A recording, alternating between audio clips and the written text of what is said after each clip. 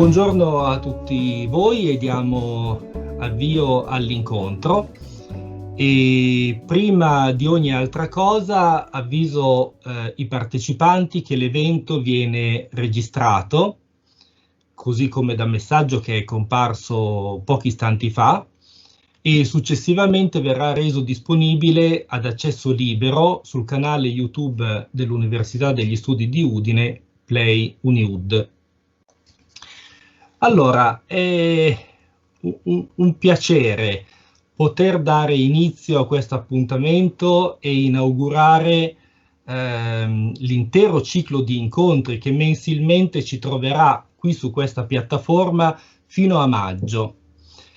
Si tratta della prima realizzazione pubblica della collaborazione siglata fra il Dipartimento di Studi Umanistici e del Patrimonio Culturale dell'Università di Udine e la sezione del Friuli Venezia Giulia del MAB, Musei, Archivi, Biblioteche, che coordina le attività comuni fra le associazioni dei tre ambiti delle professioni della cultura, e quindi l'ICOM, l'AIB e la NAI. Abbiamo voluto essere presenti almeno sul web, augurandoci in realtà di poter realizzare incontri anche in presenza da qui a qualche tempo, quando sarà, e abbiamo voluto farlo per contribuire al dibattito professionale, per offrire ulteriori momenti di dialogo, oltre a quelli che questo periodo ci sta offrendo, e per aggiornarci sui temi della nostra professione. Il percorso che ci vedrà insieme in questi mesi sarà dedicato all'approfondimento di temi differenti. La letteratura professionale a febbraio, la prevenzione e la sicurezza, l'emergenza a marzo, il digitale ad aprile e il lavoro al tempo del Covid a maggio. Sono incontri tematici, quindi, che però rispondono ad alcune linee generali. Abbiamo privilegiato il dialogo fra le professioni e quindi in ogni incontro, in ciascuno degli incontri da qui a maggio, ci sarà la voce degli archivi, delle biblioteche e dei musei. Intendiamo anche promuovere l'idea di complessi documentali, intendendo questo termine proprio nell'accezione più ampia possibile, in cui le parti e le tipologie dialogano insieme e si relazionano fra loro e i contesti per raccontare, per testimoniare storie unitarie. E poi vogliamo che sia sempre presente l'ambito regionale, ma ben inserito in quello nazionale e, quando possibile, anche in rapporto ai percorsi internazionali.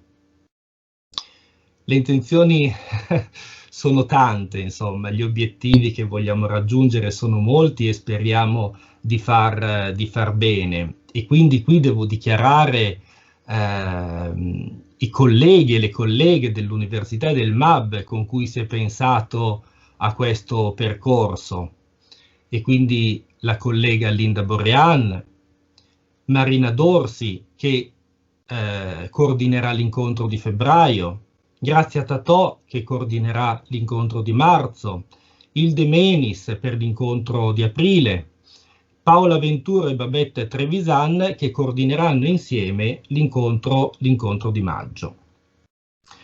E insieme a loro però anch'io personalmente, ecco, ringrazio tutti voi che avete scelto di partecipare a questo appuntamento. Siamo in tanti e ne siamo onorati e speriamo che avrete voglia anche di seguirci nelle date successive. Fra i molti presenti voglio dare il benvenuto in particolare anche ai quasi 50 studenti che hanno scelto di partecipare a questo ciclo di incontri come attività alternativa ad una parte del loro tirocinio. E a questo punto io, nella moderazione, insomma, di queste 2 orette che ci vedranno insieme, sarò molto breve, insomma, nelle mie parti, e quindi lascio subito, insomma, la parola prima al professor Zannini, che credo sia arrivato adesso, che è il direttore del Dipartimento di Studi Umanistici e del Patrimonio Culturale dell'Università di Udine. Dopo al professor Zannini seguirà, insomma, l'intervento di Grazia Tatò, già direttrice dell'Archivio di Stato di Trieste e componente del Consiglio Direttivo Nazionale della NAI nella passata gestione, e referente MAB, attivissimo referente MAB per il Friuli Venezia Giulia. Il professor Zannini vedo che è entrato. Buongiorno a tutti. Eccoci. Io mi sono permesso, sapendo insomma che saresti arrivato, di dire qualche parola di introduzione. Ho salutato i partecipanti che ci seguono un po' da tutta Italia e molti studenti del nostro dipartimento, e in realtà proprio adesso se lascerei la parola a te per un saluto e due parole, ecco. Scusate il ritardo, ma ho avuto tutti i problemi di connessione del mondo, come succede in questi giorni in cui si è collegati da mane a sera, eppure a un certo momento non ti funziona immediatamente più nulla.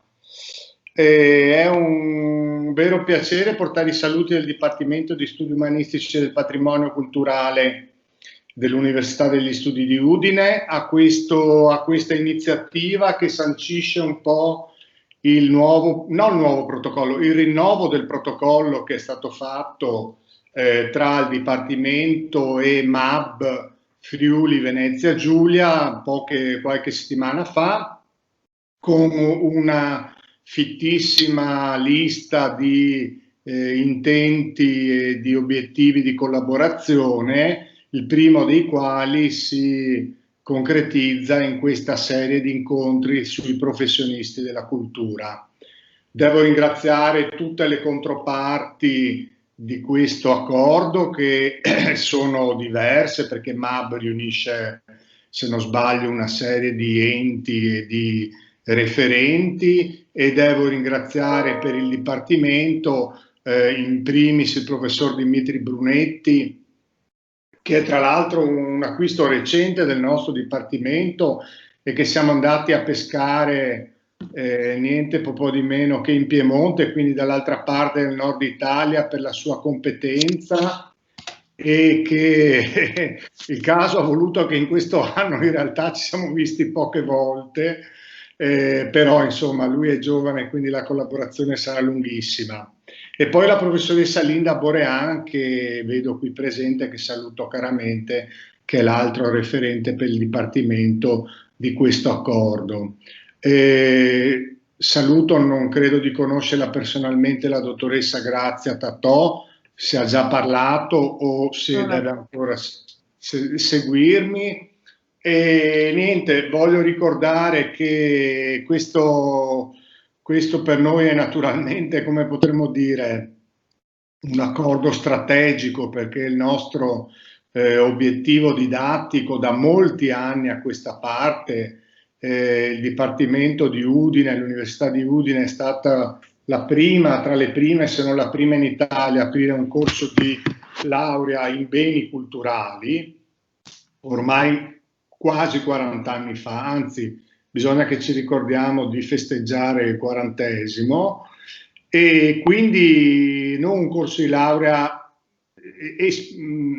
ristretto, vorrei dire, alla ricerca, o comunque indirizzato prevalentemente alla ricerca, ma anche alle professioni dei beni culturali, che sono magari anche professioni di ricerca, perché come vediamo noi in questi giorni in cui i musei sono chiusi, la grande difficoltà è far capire a tutti, in prima alle forze politiche, che non è che i musei, perché sono chiusi, non esistono e le persone vengono messe, i dipendenti vengono messi in cassa integrazione. L'altra grande parte del lavoro dei musei, delle istituzioni culturali, delle istituzioni della cultura, è lavorare sulla cultura in tutti i sensi, da quello più materiale a quello più immateriale. Quindi il nostro obiettivo didattico è fortemente indirizzato a un inserimento professionale e vorrei dire anche a un inserimento professionale in prospettiva, cioè non solo a quelli che sono oggi i professionisti della cultura, ma a quelli che potrebbero essere i professionisti della cultura. Questo mi permetto di fare un invito a Dimitri, che sarà il ciambellano di questi incontri, e a tutti gli intervenienti anche a pensare in termini di futuro. Leggiamo sui giornali delle cifre che, come sappiamo, tanto più sono precise le cifre per il futuro, tanto più sono campate in aria, che percentuali stratosferiche di mestieri futuri si materializzeranno nei prossimi anni e che i mestieri presenti non esisteranno più. Però è vero che nella cultura probabilmente ci sarà un maggiore turnover che in altri settori, anzi forse non turnover, però ci sono possibilità di ampliamento e di inserimento più alte che in altri settori. Noi siamo fortemente impegnati in questo. Siamo, ahimè, l'unico ahimè, non perché siamo il Dipartimento di Eccellenza dell'Università, ma perché ne abbiamo avuto riconoscimento solo per il nostro Dipartimento, e tra le linee che abbiamo adottato per il progetto di Dipartimento di Eccellenza ne abbiamo adottate due, cioè le Heritage Sciences e le Digital Humanities, scusate l'uso continuo delle lingue straniere, che vogliono dire sostanzialmente un rapporto sempre più stretto con i professionisti della cultura, con quelli che fanno della cultura il proprio mestiere, ecco, il proprio mestiere. Ho parlato anche troppo, io vi ringrazio. Ricordo che abbiamo voluto inserire questi incontri come tirocinio per gli studenti, perché tra l'altro noi abbiamo, come voi potete ben capire, il problema di far fare un tirocinio professionale ai nostri studenti. Non è che possiamo mandarli in giro. Uno, perché le istituzioni sono chiuse, secondo, perché è a nostro rischio e pericolo che si ammalino, quindi ne abbiamo approfittato immediatamente, perché in realtà ci sembra un confronto diretto, proficuo e molto formativo sulle professioni della cultura. Grazie ancora a tutti e buon lavoro. Bene. Grazie, chiedo scusa, Grazia, prima di lasciarti la parola chiederei magari ai partecipanti di spegnere anche la telecamera, lasciando ai relatori il video, insomma, anche per la registrazione. Poi man mano ci alterneremo. Mille grazie. Bene. Allora, io vorrei dire due parole su MAB, in particolare sul nostro MAB, quello del Friuli Venezia Giulia. Beh, comincerò con una banalità, perché si ripete spesso, anche a ragione, che i beni culturali si intrecciano necessariamente. Non c'è archivio che non abbia una biblioteca, non c'è biblioteca o museo che non abbia archivi, almeno il proprio, se non altro, e spesso opere d'arte sono presenti in biblioteche e archivi. Ecco, da questa considerazione scaturisce che ogni operatore culturale debba essere in possesso almeno di conoscenze di base per trattare correttamente i beni che conserva, anche quelli che non sono di sua precipua competenza. Ancora più importante però mi sembra riflettere su quanto ogni tipologia di bene serve a conoscere, tutelare e valorizzare le altre.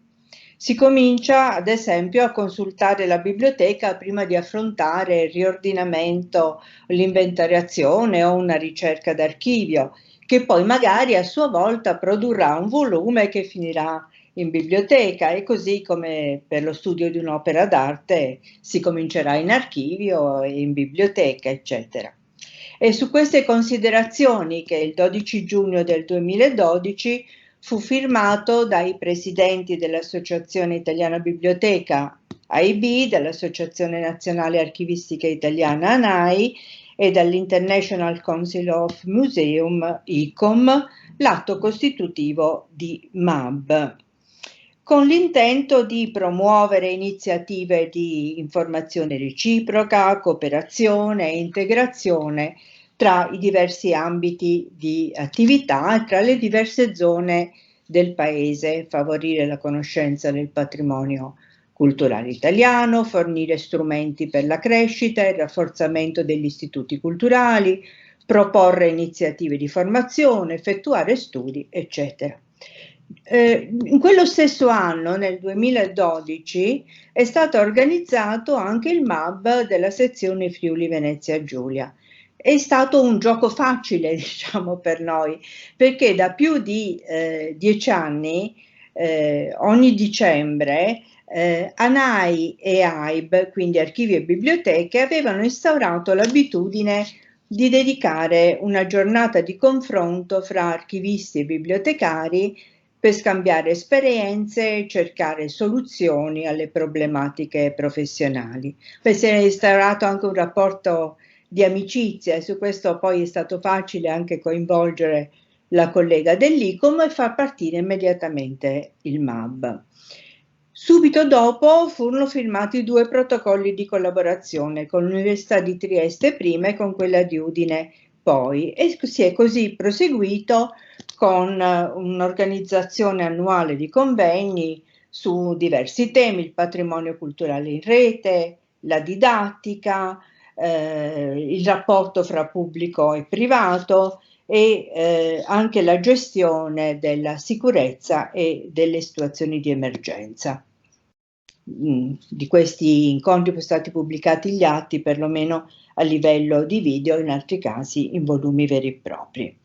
Fra le tante iniziative concrete frutto dei nostri incontri, mi piace ricordare quella del censimento dei progetti didattici realizzata con gli studenti delle scuole di ogni ordine e grado, dai piccolini delle elementari fino agli universitari.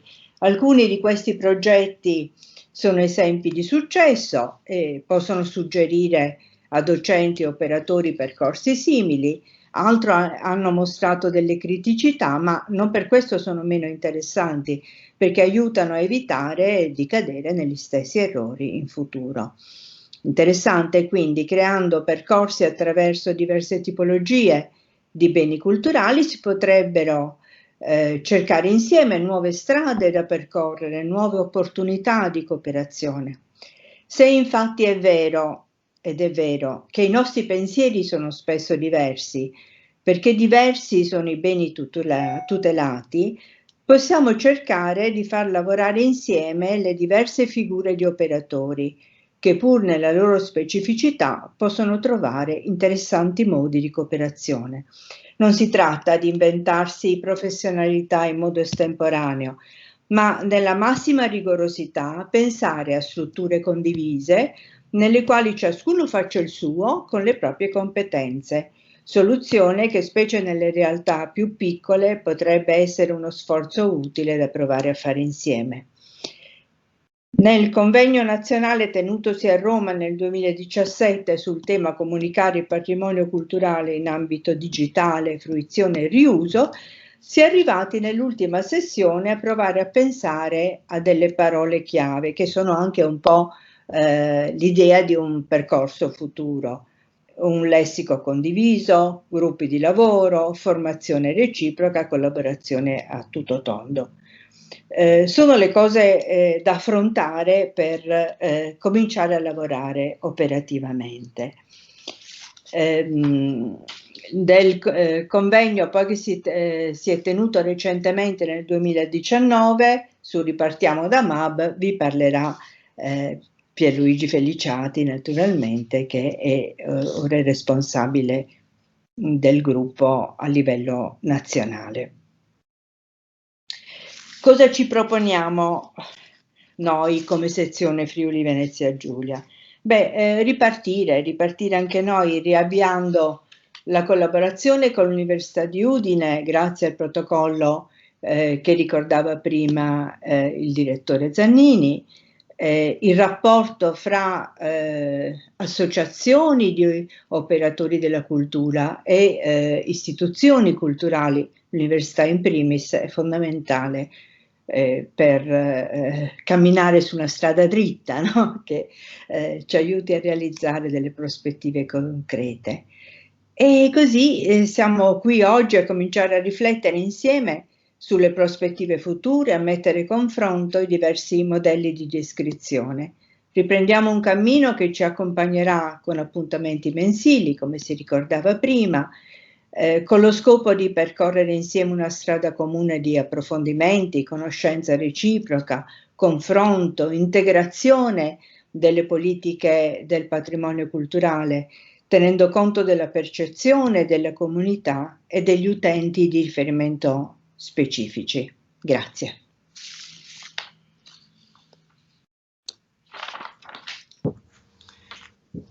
Molte grazie.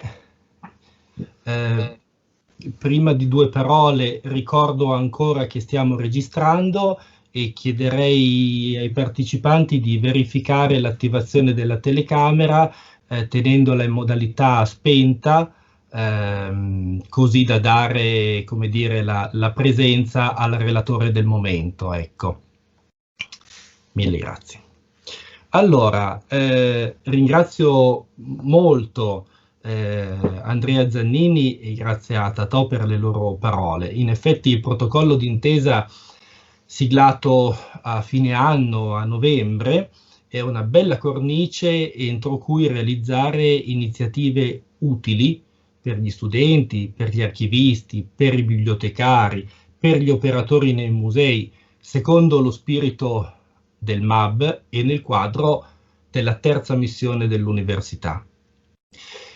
Come è stato ricordato, il protocollo in realtà segue un accordo simile siglato nel 2015 che ha permesso di svolgere alcune attività e di creare anche un gruppo, lo stesso gruppo insomma che oggi si è ritrovato, e a questo proposito mi sembra più che opportuno ed è un piacere ringraziare anche Stefano Allegrezza, che è presente fra noi, che è stato uno degli artefici insieme a Grazia Tatò e altri di quell'accordo del 2015 che per tanti anni ha insegnato qui in Università di Udine.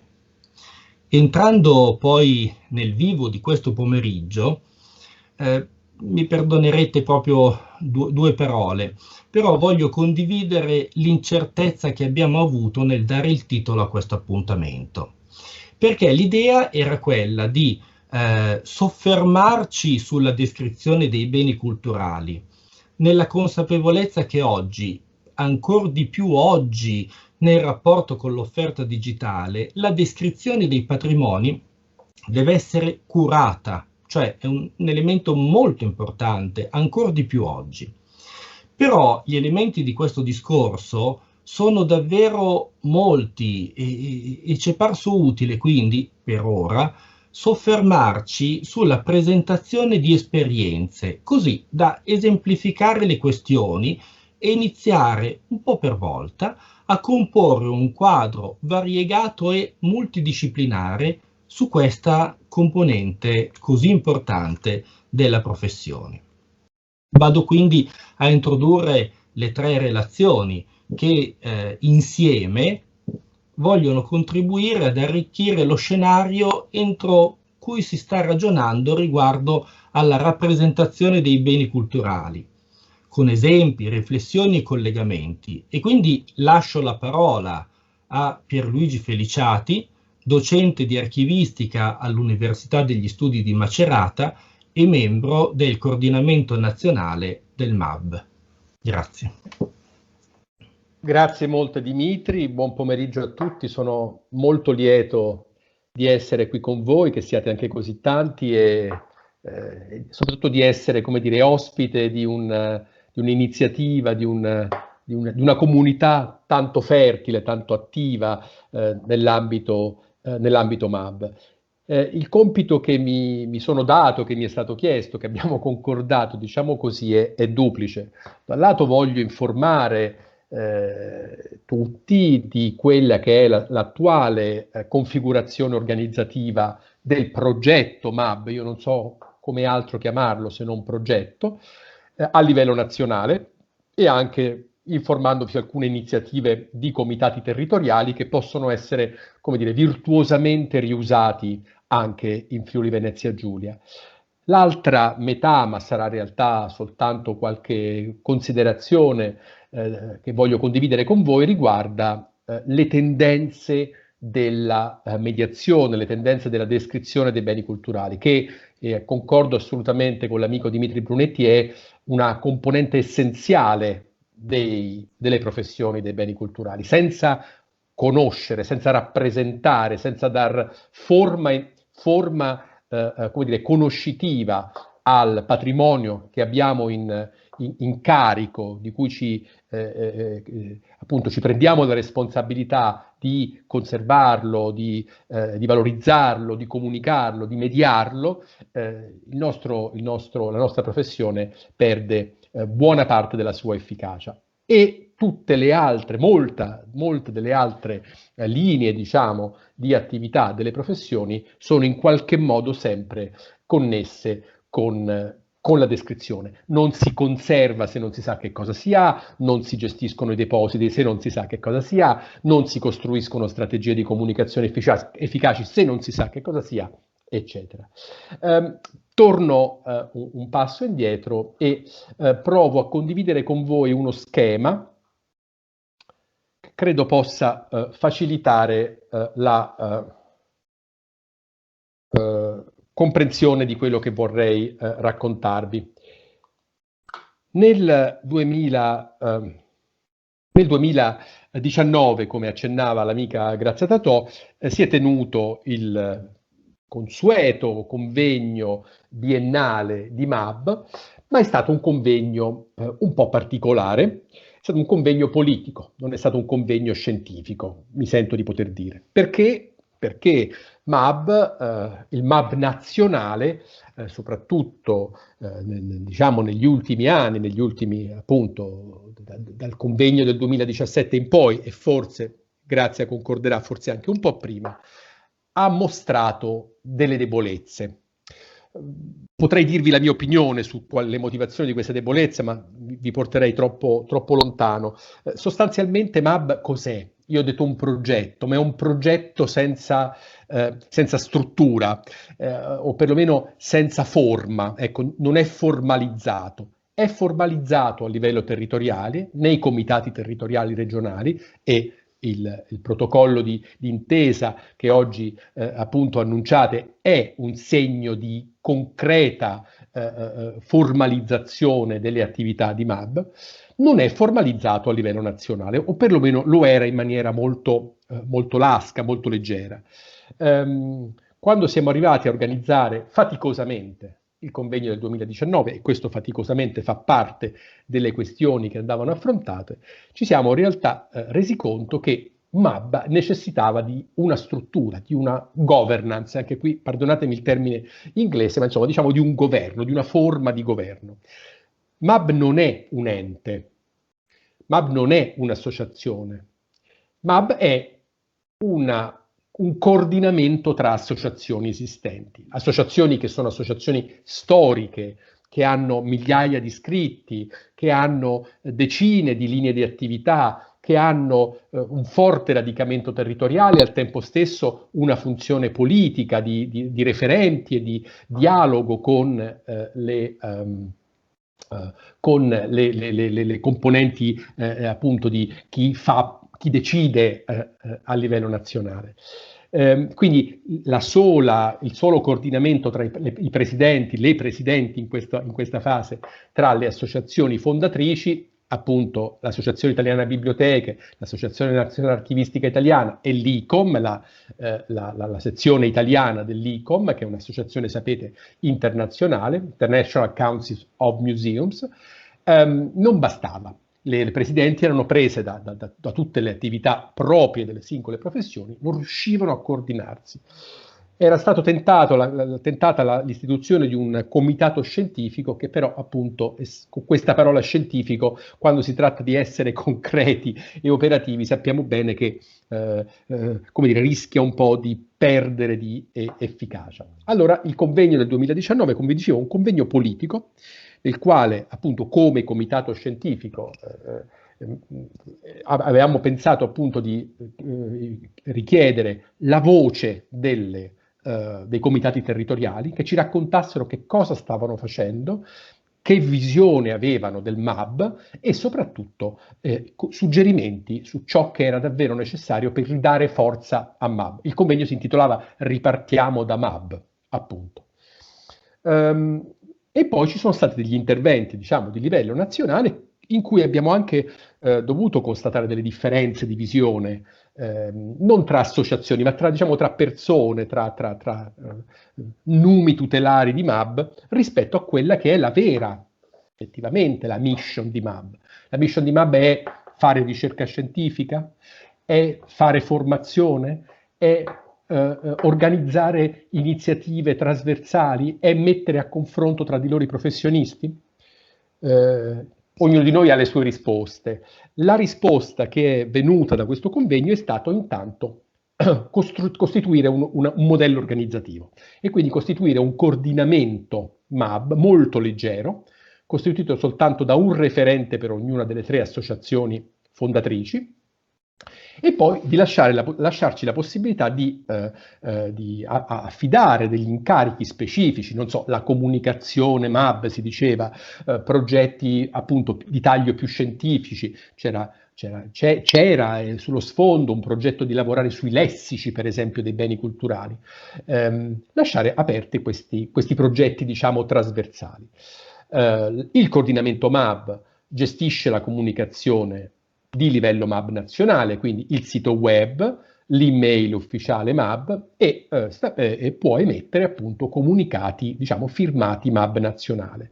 Il coordinamento MAB ha sviluppato, prima non esisteva, una pagina Facebook sulla quale ricevere dai comitati territoriali e comunque condividere i documenti prodotti, e al tempo stesso è il coordinamento MAB che si può fare, come dire, organizzatore o perlomeno mediatore per l'organizzazione di convegni ed altre iniziative, in collaborazione con le altre 2 associazioni che hanno successivamente aderito al progetto MAB, la CIA, la Confederazione Italiana Archeologi, e l'AICRAB, l'Associazione Italiana dei Restauratori della Carta.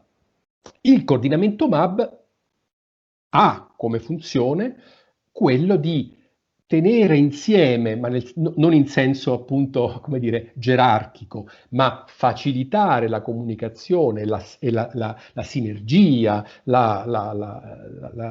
come dire, il coordinamento tra i comitati territoriali, che come sappiamo sono regionali. Io qui vi ho messo delle sigle per farvi capire: Emilia Romagna, Friuli Venezia Giulia, Lazio, Liguria, Marche, eccetera.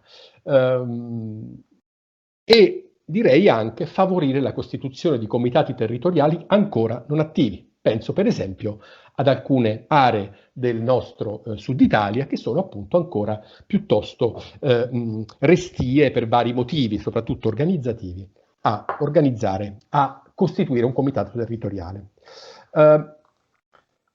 Torno a parlarvi. Quindi le iniziative generali sono state svolte. Il comitato nazionale MAB è costituito dai 3 referenti scelti dai comitati direttivi delle associazioni.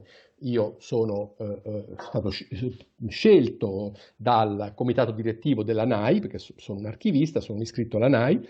Il dottor Claudio Leombroni, che è dirigente dell'Istituto Beni Culturali dell'Emilia Romagna, è stato prescelto dall'AIP, e la dottoressa Antonella Pinna, che è dirigente nella Regione Umbria, al Servizio Cultura della Regione Umbria, è stata prescelta da parte di ICOM. Siamo in 3, abbiamo facilità di incontrarci virtualmente molto maggiori che se fossimo appunto un comitato costituito da molte persone, e siamo riusciti a attivare un po' di iniziative.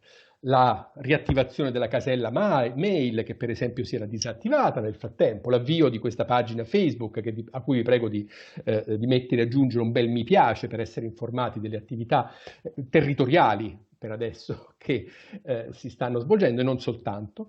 E poi appunto abbiamo lanciato una raccolta di informazioni ai comitati territoriali e anche ai presidenti delle 3 associazioni sul territorio, nelle regioni, per cercare di avere un quadro che vi assicuro mancava su chi fa MAB, chi c'è, chi coordina, come sono organizzati i comitati territoriali, perché ogni comitato territoriale regionale è piuttosto autonomo, sia nello scegliere le linee di attività sulle quali impegnarsi, sia dal punto di vista dell'organizzazione.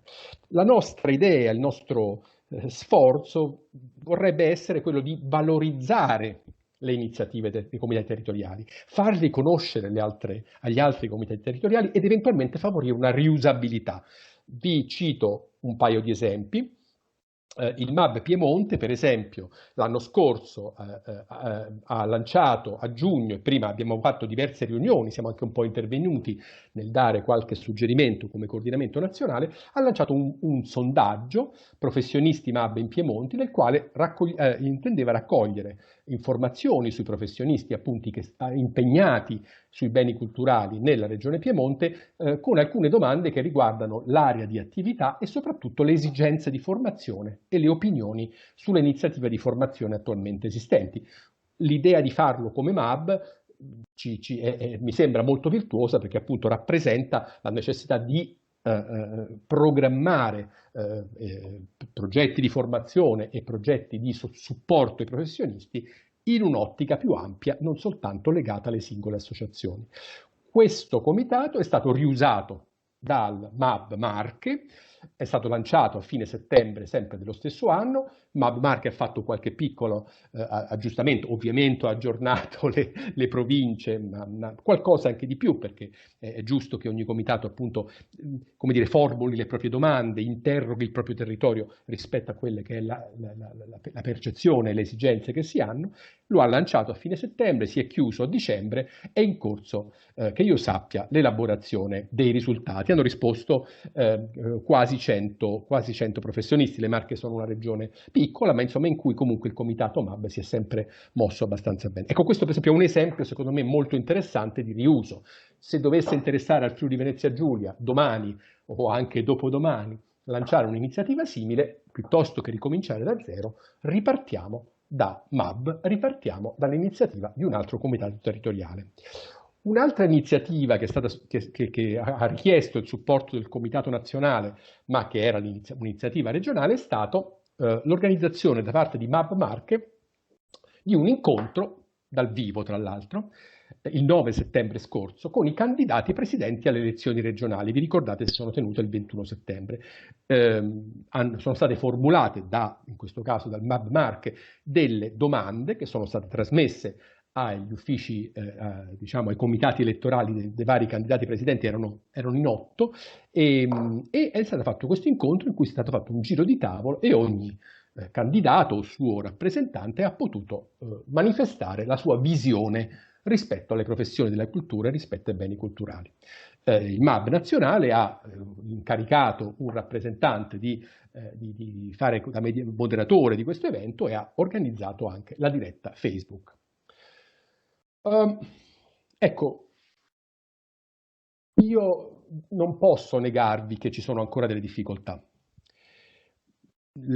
Io mi prendo anche tutte le responsabilità del caso, naturalmente, però secondo me manca ancora. Io purtroppo ho una formazione da archivista e come dire, mi sono laureato in storia del diritto pubblico, figuratevi, quindi ho molto in testa le organizzazioni, no? I modelli delle organizzazioni.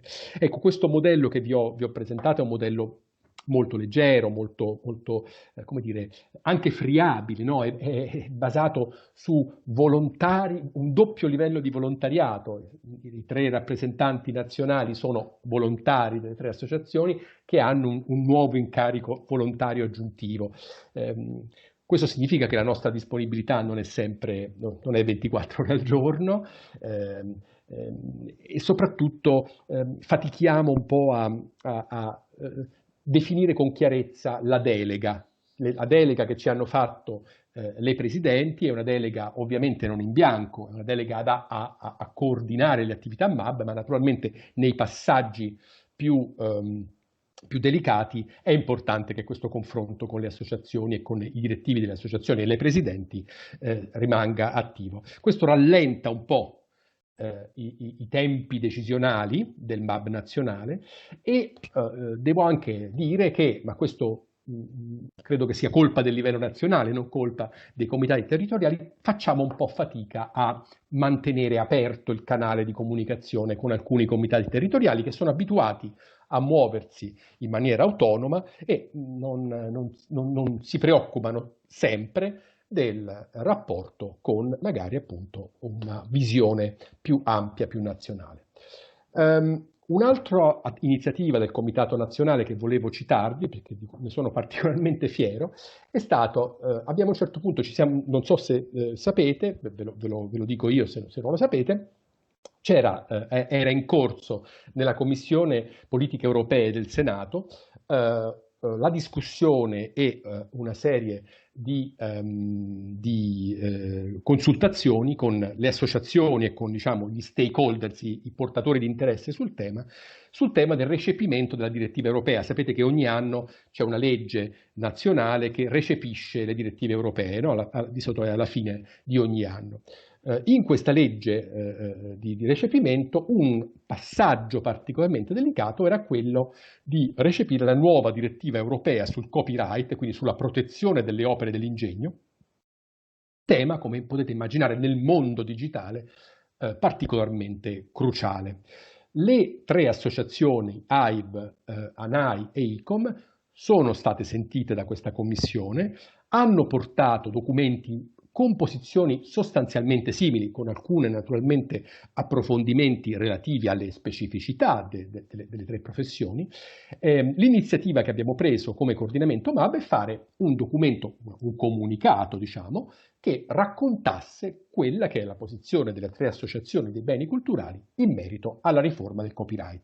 Ovviamente in direzione di apertura delle risorse culturali, di liberalizzazione delle risorse digitali da parte degli istituti culturali per il proprio uso interno, ma anche per scopi di comunicazione. Questo comunicato, se dovesse interessarvi, quindi in 3 pagine, diciamo, è sintetizzata una materia giuridica particolarmente complessa, non ve lo nego. Se vi dovesse interessare, potete scaricarlo dai siti delle tre associazioni, dai siti web delle tre associazioni o dalla pagina Facebook di MAB Italia. Vengo davvero in 5 minuti al tema che si discute oggi. Appunto, io non porto in questo caso, non vi racconto di un progetto concreto, anche se il tema della cosa sta succedendo nelle 3 comunità, diciamo, professionali e disciplinari dei bibliotecari, degli archivisti e degli operatori museali in merito alla mediazione, in merito alla descrizione, è un tema molto, molto importante. Fra un paio di settimane si aprirà un convegno internazionale importantissimo organizzato dall'Università di Firenze, dalla Biblioteca Nazionale di Firenze e da varie altre associazioni sul tema del controllo bibliografico. Sono in corso delle tendenze che io posso individuare come trasversali. Da un lato c'è l'aspetto che ricordava Grazia Totò, molto importante. Presso ogni biblioteca c'è un archivio e spesso ci sono anche opere che consideriamo beni culturali in senso di opere d'arte, l'architettura che ospita la biblioteca, eccetera. Presso ogni archivio c'è una biblioteca e spesso ci sono anche beni culturali di altro tipo. I musei hanno un archivio e hanno una biblioteca, anche i musei locali. Quindi questa trasversalità di competenze minime, assolutamente concordo, è la prima necessità. Un'altra questione, un altro modo di vedere questa questione è provare a pensare alla comunicazione, soprattutto che oggi avviene, visto che oggi avviene appunto tramite il web, tramite la rete, una comunicazione trasversale, una comunicazione combinata, cooperativa delle 3 comunità che riguarda, come dire, appunto tipologie differenti di beni culturali in modo appunto cooperative. Sono stati gettati sempre più ponti tra le diverse professioni, tra le diverse discipline. Come ha scritto recentemente il collega Giovanni Michetti, il puzzle della cultura, della storia della civiltà sta andando verso una ricomposizione. Quindi anche tessere di colori diversi vanno comunque a ricomporsi in un unico disegno. Quali sono le motivazioni di questa spinta alla trasversalità, chiamiamola? Da un lato c'è evidentemente le evoluzioni che sono in corso nelle tecnologie di rete, le tecnologie digitali, l'evoluzione della rete verso una rete semantica, una rete non più basata su relazioni neutrali, il link web, che è una relazione non qualificata, verso appunto quelli che si chiamano i grafi, cioè reti di connessioni qualificate, in cui ogni relazione è piena, è densa di significato e aggiunge significato e rinforza il significato della connessione tra entità. Quindi essere il padre di qualcuno, essere l'autore di qualcuno, essere il soggetto produttore di un archivio non è semplicemente una freccetta, ma è, come dire, una frase, ha un significato. Il web semantico non può non farci riflettere sul fatto che le persone, le famiglie, gli enti, le date, i luoghi, gli eventi, le cose, come si comincia a dire nei nuovi standard, proprio si parla di things, di cose, siamo tutti competenti di queste cose. Tutte le professioni dei beni culturali si devono confrontare con luoghi, con eventi, con persone, con enti, nelle relazioni tra persone, luoghi, eccetera.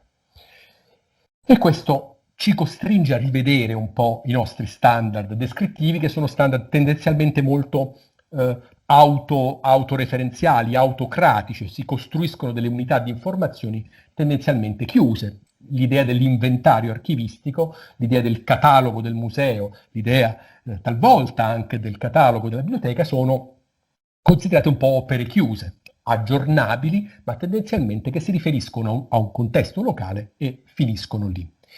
Dall'altro lato c'è la spinta degli utenti. Il web degli ultimi, diciamo, 15, 16, 17 anni è il web 2.0, diciamo, chiamiamolo così, è un web sociale, è un web in cui gli utenti hanno un ruolo fondamentale, non soltanto nel decretare il successo o meno di un progetto, di un'applicazione, ma anche nel partecipare della costruzione della conoscenza.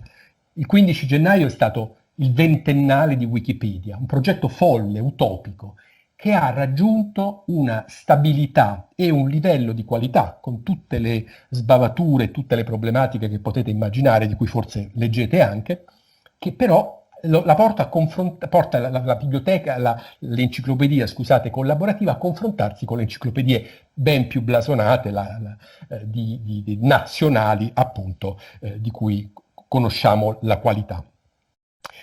Gli utenti stanno cambiando anche le tecnologie, gli utenti che accedono oggi ad alcuni progetti di digitalizzazione, per esempio tramite tecnologie, per esempio quello che si chiama IIF, possono interagire in maniera dinamica con le immagini digitali, possono aggiungere annotazioni, possono correggere descrizioni, possono aggiungere le proprie considerazioni. Quello che è stata chiamata prima della nascita del web, l'intelligenza collettiva, qualcun altro l'ha chiamata la saggezza delle masse, wisdom of crowds, la saggezza dei gruppi. Ecco, oggi dobbiamo confrontarci anche con questa tendenza, che è molto importante. E quindi come? Facciamo in modo di confrontarci separatamente, i archivisti, i bibliotecari, museanti, con gli utenti?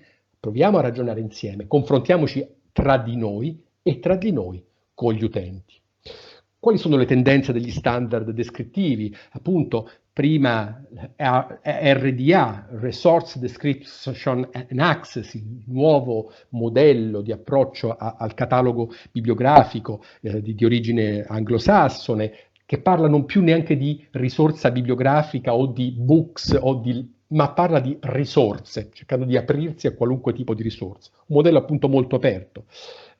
i progetti che si stanno muovendo anche nell'ambito museale. Penso per esempio al progetto ARCO dell'ICCD, dell'Istituto Centrale del Catalogo e della Documentazione del Ministero, l'idea di utilizzare i linked open data come uno strumento, come una forma di collaborazione, di condivisione. Dicevo appunto, le tendenze degli standard descrittivi delle comunità stanno andando verso questa direzione, questa esplosione, diciamo così, della descrizione in forma, come si dice, multidimensionale. E quali sono i mattoni di questa multidimensione? Sono termini assolutamente trasversali, sono cosa, evento, luogo, persona, ente, famiglia. Ecco, sono termini che risentiremo quando sentiamo, quando trattiamo le collezioni museali, quando ci occupiamo di fondi archivistici, quando ci occupiamo di collezioni bibliografiche, quando ci occupiamo di costruire il catalogo bibliografico definendo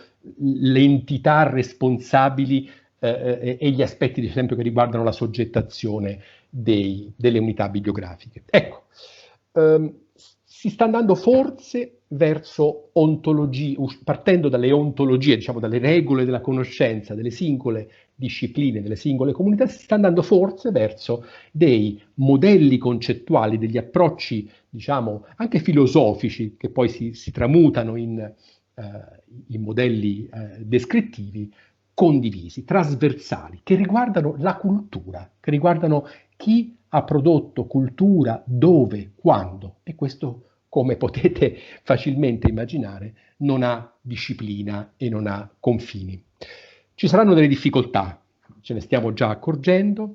Le difficoltà sono un po' certe tendenze di chiusura delle singole discipline che faticano un po' a uscire dal proprio ambito e a confrontarsi con i colleghi delle altre discipline. Questo all'interno del mondo dei beni culturali è un fattore che va considerato, ma io penso anche a qualche altro tipo di difficoltà per esempio organizzative. Chi la scrive il nuovo modello concettuale trasversale? Chi prende l'iniziativa? È un po' come il MAB, insomma, no? C'è sempre che qualcuno che deve iniziare e insomma è importante che davvero che sia percepito in modo sincero, aperto, trasparente l'appartenenza di tutti allo stesso obiettivo. E infine qualche difficoltà di mercato, perché queste innovazioni, queste novità che si stanno affacciando hanno degli effetti anche sul mercato, per esempio, dei software di descrizione, delle piattaforme di comunicazione della conoscenza digitale. E anche qui il mercato è un mercato tendenzialmente molto settoriale. Esiste il mercato dei software archivistici, esiste il mercato dei software per la produzione di cataloghi bibliografici, esiste un mercato dei software di gestione dei cataloghi dei beni culturali, eccetera. Qualcosa sta succedendo, lo ha detto l'amico Dimitri Brunetti in apertura, qualcosa sta succedendo, stiamo cominciando a renderci conto che abbiamo a che fare con tipologie di oggetti diciamo culturali differenti, e già questo è un passaggio importante. Il passaggio successivo sarà imparare a condividere i dati, sapere che è possibile fare una scheda, lo dico in termini molto semplici, scusatemi, sto davvero finendo, fare una scheda che riguarda una persona alla quale collabori un museante, un bibliotecario e un archivista. E lì davvero avremo fatto un passo avanti veramente importante. Grazie, scusate il ritardo il mio dilungarmi. Assolutamente non serve nessuna scusa, perché ti ho ascoltato con grande interesse e ti ringrazio per il bell'intervento con le due anime. Nella prima ci hai raccontato meglio come è fatto e quali sono le linee del MAB, ed è una cosa importante condividere il percorso, la filosofia, i ragionamenti, insomma, del MAB, e poi col tuo intervento nella seconda parte ci hai mostrato anche elementi del nostro presente professionale, di studio, di ricerca, insomma, che forse non conosciamo ancora bene, ecco, e con uno sguardo anche sul futuro, un futuro che ci chiede certamente molta attenzione, molto studio, molto lavoro, ma ci aiuterà, io credo, a riconoscere e condividere i patrimoni culturali, archivistici, librari e museali anche fra loro, ecco. Oggi io credo c'è certamente ancora tanto da lavorare sugli specifici percorsi disciplinari e per quanto riguarda gli archivi di cui mi occupo, credo anch'io che sarebbe utile lavorare sulla loro indispensabile funzione giuridica e amministrativa e sul loro ruolo nella vita quotidiana dei cittadini. Ho ripreso con queste ultime parole il pensiero che l'altro giorno Federico Valacchi ha condiviso rilanciando la locandina del nostro incontro. Però sono anche convinto che sia indispensabile lavorare sul rapporto fra i beni culturali e sostenere la filosofia MAB, e per questo abbiamo voluto lavorare su questa collaborazione e sviluppare iniziative comuni di cui questo insomma è un elemento. Ma non vado oltre, il mio ruolo è limitato in questa occasione e lascio quindi ora la parola a Claudio Lorenzini, che è assegnista di ricerca in questo dipartimento, e a Sandro Temel e Sandra Tinaro, entrambi bibliotecari dell'area biblioteche dell'Ateneo di Udine. Il loro intervento ripercorre le tappe del percorso che ha condotto all'acquisizione e alla messa a disposizione anche in forma digitale attraverso insomma le teche di Uniud dell'archivio della biblioteca di Rodolfo Pallucchini, che è un notissimo storico dell'arte, accademico e direttore dell'Istituto di Storia dell'Arte della Fondazione Giorgio Cini di Venezia. Non credo con questo di aver rovinato insomma l'intervento, ma mi sembrava utile inquadrare. Lascio quindi la parola a Lorenzini con piacere. Innanzitutto buon pomeriggio.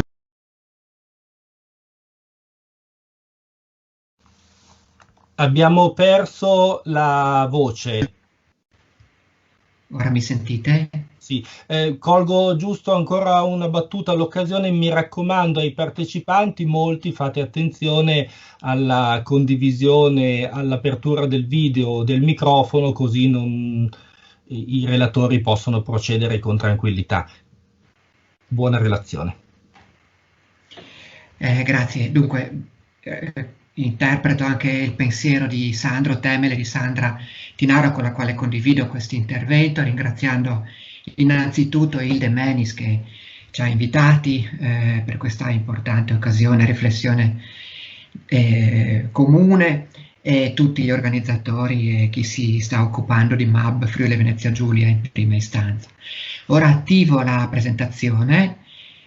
Ecco, questa è la nostra prima diapositiva, che ha un titolo un po', se volete, altisonante, molto ampio, ed è quello che cercheremo di provare a fare in qualche maniera, raccontare un'esperienza di studio avendo il tema della descrizione come una sorta di basso continuo. Quello che proveremo a dire, ecco, saremo molto lieti che chi ci ascolta possa avere quest'occhio di riguardo attorno al tema della descrizione, anche se apparentemente magari quello che stiamo provando a raccontare non la riguarda in maniera diretta ed esplicita.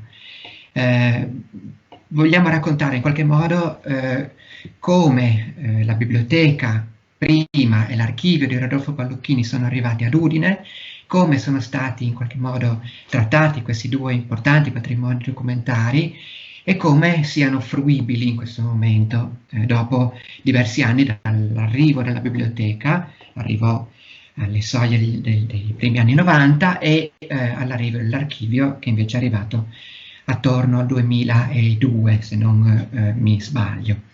Quello che proveremo a dire sono queste cose, in qualche modo. Qual è il valore di una raccolta specializzata in seno ad una grande biblioteca universitaria, o una biblioteca universitaria che andava formandosi in quegli anni lì, a quali esigenze rispondeva la biblioteca di Rodolfo Pallucchini ai primi anni 90 del Novecento, e a quali necessità, quali esigenze risponde oggi, quali sono stati gli strumenti adottati anche dal punto di vista descrittivo per renderla fruibile, e come questo patrimonio convive con l'archivio che è arrivato dopo e che per renderlo fruibile in qualche modo si è avvalso di un progetto di ricerca apposito che ha comportato una sua prima parziale digitalizzazione. Le prospettive di dialogo fra biblioteca ed archivio saranno illustrate al termine dell'intervento grazie al portale teche.uniud.it e alla luce anche delle possibilità di dialogo fra diversi archivi degli storici dell'arte. Mostrerò un esempio di ricerca recente che in qualche modo va in questa direzione. Innanzitutto, e forse al termine di tutto, ma prima di tutto, c'è questa copertina che è il volume uscito nel 2019, frutto di un seminario e di un convegno appositi creati in seno al progetto Palluchini, progetto nato in seno al Dipartimento di Studi Umanistici del Patrimonio Culturale dell'Università di Udine, proposto inizialmente da Linda Borean e Alessandro Del Puppo e pian pianino accolto da Donata Levi e fatto proprio dall'area biblioteca dell'Università di Udine. Ma su questo ci torneremo dopo.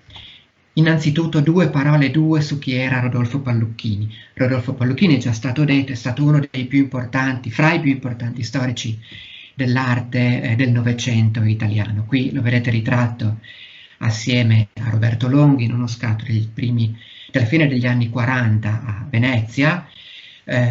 Longhi, che è stato suo amico e collaboratore, corrisposto peraltro, quindi il suo interesse prevalente, diciamo così, è stato quello legato all'arte veneta.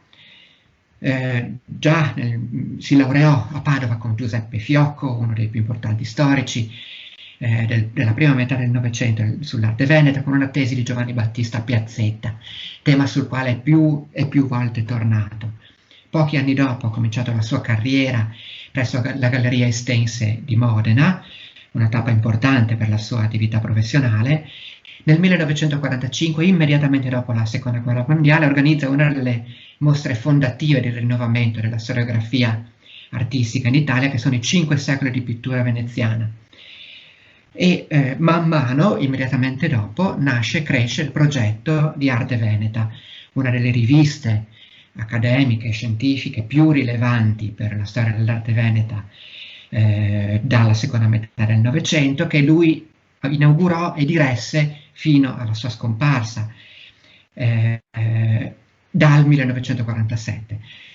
Uno dei suoi incarichi professionali più importanti, riconosciuti e noti è forse però l'impegno profuso a favore della Biennale di Venezia, incarico che mantenne, divenne segretario della Biennale fino al 1957, promuovendo edizioni storiche passate per l'appunto alla storia, ma nel contempo lungo la sua importante, proficua, ricca carriera divenne anche direttore dell'Istituto di Storia dell'Arte della Fondazione Giorgio Cini, fu molto attivo nel CISA, il Centro Internazionale di Studi di Architettura Andrea Palladio di Vicenza, e così via.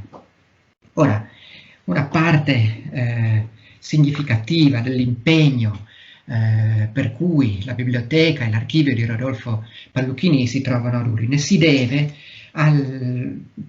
diciamo, in parte, o anzi principalmente al fatto che l'università, che era una giovane università, il primo corso di conservazione dei beni culturali, come è stato ricordato in Italia, aveva bisogno di una biblioteca, ne era di fatto priva. E fu grazie anche alla mediazione di due allieve, di fatto due collaboratrici di Rodolfo Palluchini, Stefania Mason e Caterina Furlan, e di Giuseppe Maria Pilo, che è recentemente scomparso, che al tempo era preside della facoltà, che la biblioteca arrivò ad Udine. Nel contempo va riconosciuto che il legame che unisce Rodolfo Palluchini al Friuli in particolare, ma in generale alla regione Friuli Venezia Giulia, non era peregrino.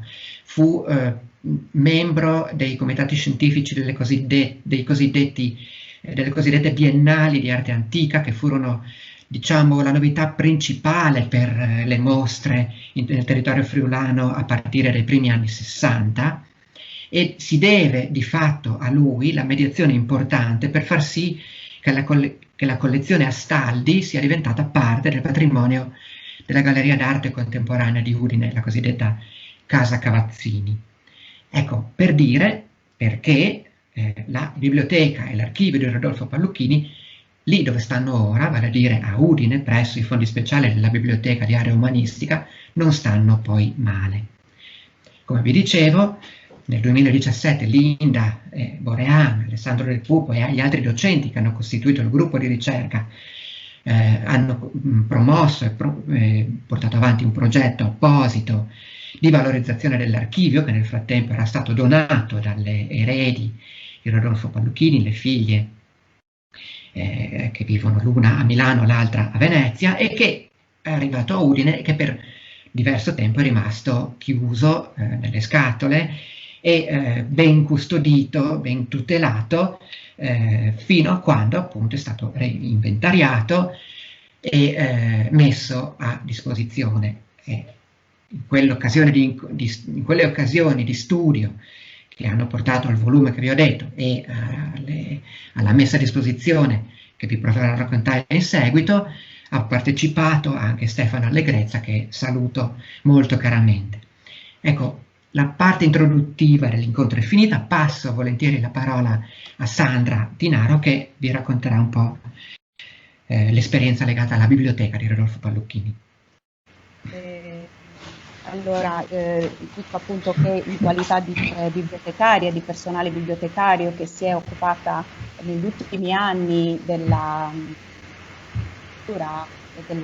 messa a disposizione dell'utenza di questo fondo, insieme al collega Sandro Temel abbiamo dato il nostro contributo con un articolo del volume contenente gli atti del seminario e del convegno. Mi sentite? Io non vi sento. Pronto? Sì, ti sentiamo abbastanza bene. Nel ripercorrere quindi le vicende legate a questo fondo, voglio mettere in evidenza alcune procedure che sono diciamo abbastanza simili nell'acquisizione di un fondo personale di una biblioteca privata. Innanzitutto, lo ripeto per gli studenti che partecipano alla sessione di oggi, non tutto può essere diciamo valutato come fondo meritevole di conservazione digitalizzazione e catalogazione, cioè non qualsiasi raccolta libraria appartenuta a singolo professionista. Si valutano le raccolte librarie private se appartenute a personaggi emeriti di chiara fama internazionale, come nel caso del professor Palluchini, e soprattutto quando all'interno del fondo, all'interno della raccolta libraria, è possibile rintracciare i segni dell'attività intellettuale del possessore, quindi nel caso della raccolta Palluchini i volumi sono una chiara manifestazione della sua attività di studio, sono dei veri e propri strumenti di lavoro, della produzione scientifica diciamo della produzione scientifica che si attribuì a lui negli anni, quindi l'attività intellettuale di Palluchini diciamo, si manifesta sui volumi da lui posseduti e che sono di varia provenienza. Un fondo molto raro ma anche variegato per la tipologia di materiali presenti, notevoli dal punto di vista editoriale. Si tratta appunto non solo di monografie ma anche di brochure, opuscoli, cataloghi di gallerie, di musei internazionali, quindi un fondo sicuramente specializzato nelle discipline storico-artistiche, che lui seppe appunto trattare anche in modo speciale, perché era custodito nella sua dimora con le stesse accortezze che, diciamo, non sbaglio se mi permetto di dire che aveva delle attenzioni per quanto riguarda anche la disposizione nelle scansie, diciamo, negli scaffali della sua abitazione. Quindi un materiale eterogeneo, sicuramente prezioso, secondo una politica, come diceva appunto Claudio, di integrazione delle raccolte preesistenti nel sistema bibliotecario dell'Università di Udine dell'epoca. Quindi la decisione la manifestazione di interesse all'acquisto del fondo accontentò sia gli studiosi delle discipline storico-artistiche che i docenti delle discipline bibliografiche e biblioteconomiche. Infatti voglio ricordare in questa sede che appunto a Udine, nell'Ateneo appunto di Udine, si svolgevano i corsi e ci si poteva laureare in conservazione dei beni culturali dell'indirizzo archivistico-librario, per cui il fondo, quando arriva a Udine, sì, è stato diciamo, secondo tutte le procedure, ha seguito l'iter dell'inventariazione, della timbratura, dell'etichettatura, ma anche ha rappresentato una vera e propria opportunità per gli studenti dell'epoca dell'indirizzo specifico delle discipline biblioteconomiche per poter effettuare un tirocinio attivo, formativo. I dettagli di questa esperienza sono contenuti appunto nell'articolo scritto insieme al collega. La cosa che appunto si vuole qui evidenziare è che la cura con la quale Pallucchini teneva i propri libri ci è stata tramandata, poiché nei nostri archivi possediamo, negli archivi della biblioteca. Temo che si sia interrotto il collegamento. Lorenzini, puoi... Ma provo a sopperire all'assenza di Sandra, per quel che posso dirvi io in verità. Ma sostanzialmente lei stava provando a raccontare questa esperienza.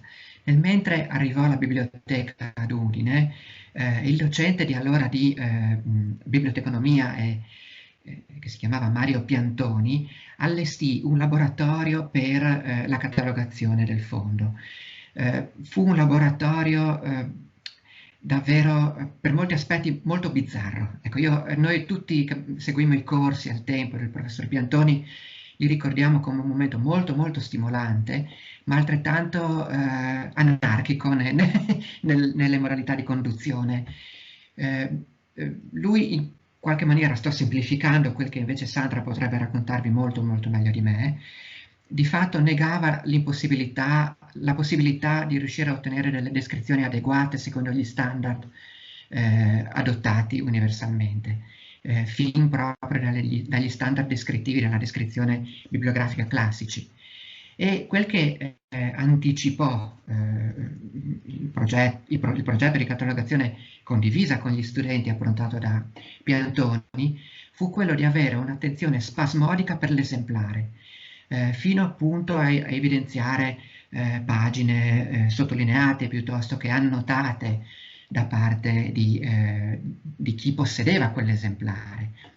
Ora, ripeto, sto semplificando un quadro che Sandra potrebbe raccontarvi molto molto meglio di me. Quello che Credo che Sandra sia rientrata, anche Ottimo. se forse ha il microfono spento. Ecco, ci sono pervenuti quindi degli elenchi che riportano una sorta di suddivisione per discipline discipline, ma anche per formato, del materiale che era contenuto nella biblioteca del professor Palluchini. Un'attenta analisi dei contenuti delle opere è stata fatta già dal professor Alessandro Del Puppo in un articolo che ora è anche disponibile su accademia.edu, un articolo del 2011. Quindi non entro nel merito dei contenuti, però a livello proprio diciamo, notevole che ci sia questa suddivisione dei generi anche per argomento, oltre che per tipologia di formato. Ad esempio, se si riesce a ingrandire la slide sulla destra, non si riesce.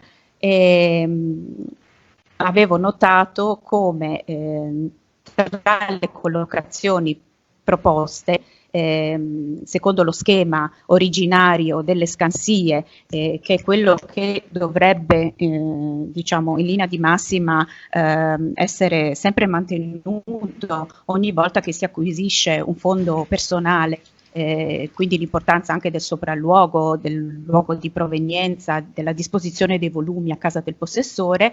Nel caso di Palluchini c'è una simbologia numerica e alfabetica che connota appunto ogni volume.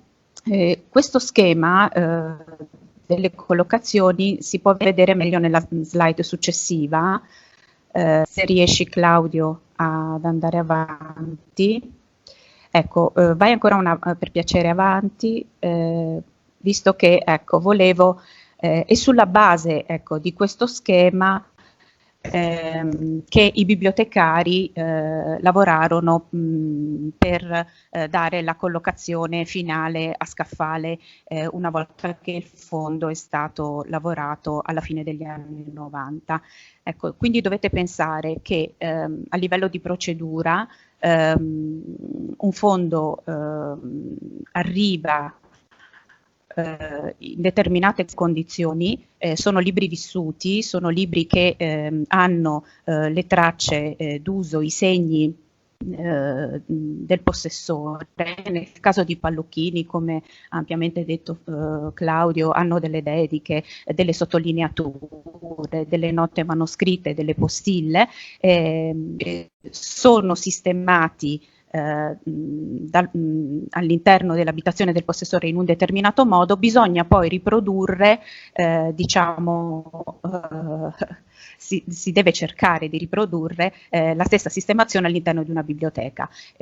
A Udine questo è stato possibile tenendo conto, ma anche diciamo sviluppando il sistema classificatorio di collocazione originario, poiché bisogna sempre fare i conti con lo spazio a disposizione, con le risorse diciamo economiche anche per il trattamento catalografico dei pezzi, l'inserimento a catalogo infatti in modo sistematico è avvenuto alla fine degli anni 90, ci fu un primo tentativo nel 91 da parte dell'allora Biblioteca Unificata con diciamo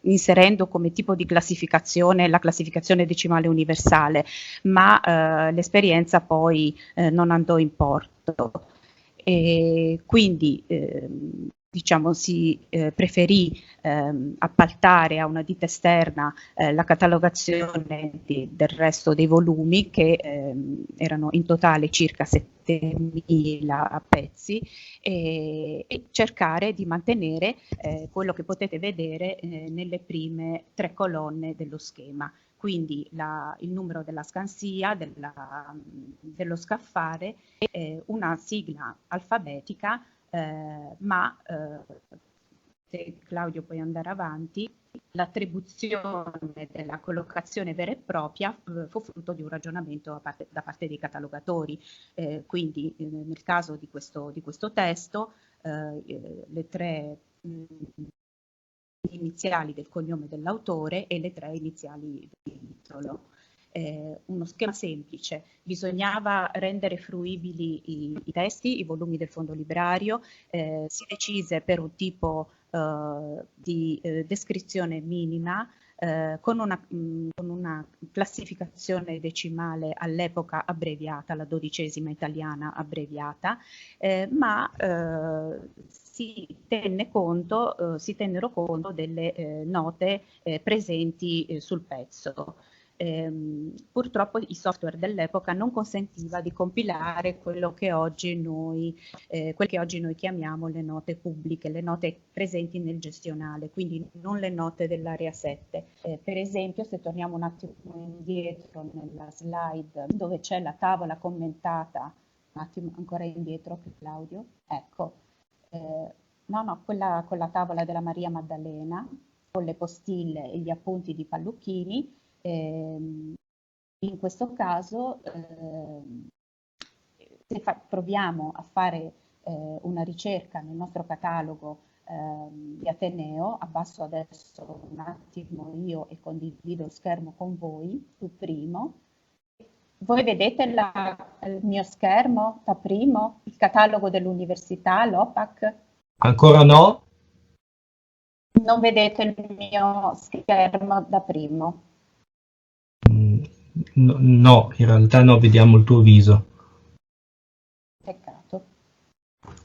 Volevo far niente, no, se non vedete primo, allora volevo solo dire che oggi queste note manoscritte presenti sul pezzo, che lo rendono unico rispetto ad altra copia posseduta nel resto delle collezioni possedute dalla biblioteca, quindi costituiscono il valore aggiunto di tutto, di tutto il fondo. Queste note vengono sistematicamente riportate nella nota, tra virgolette, pubblica.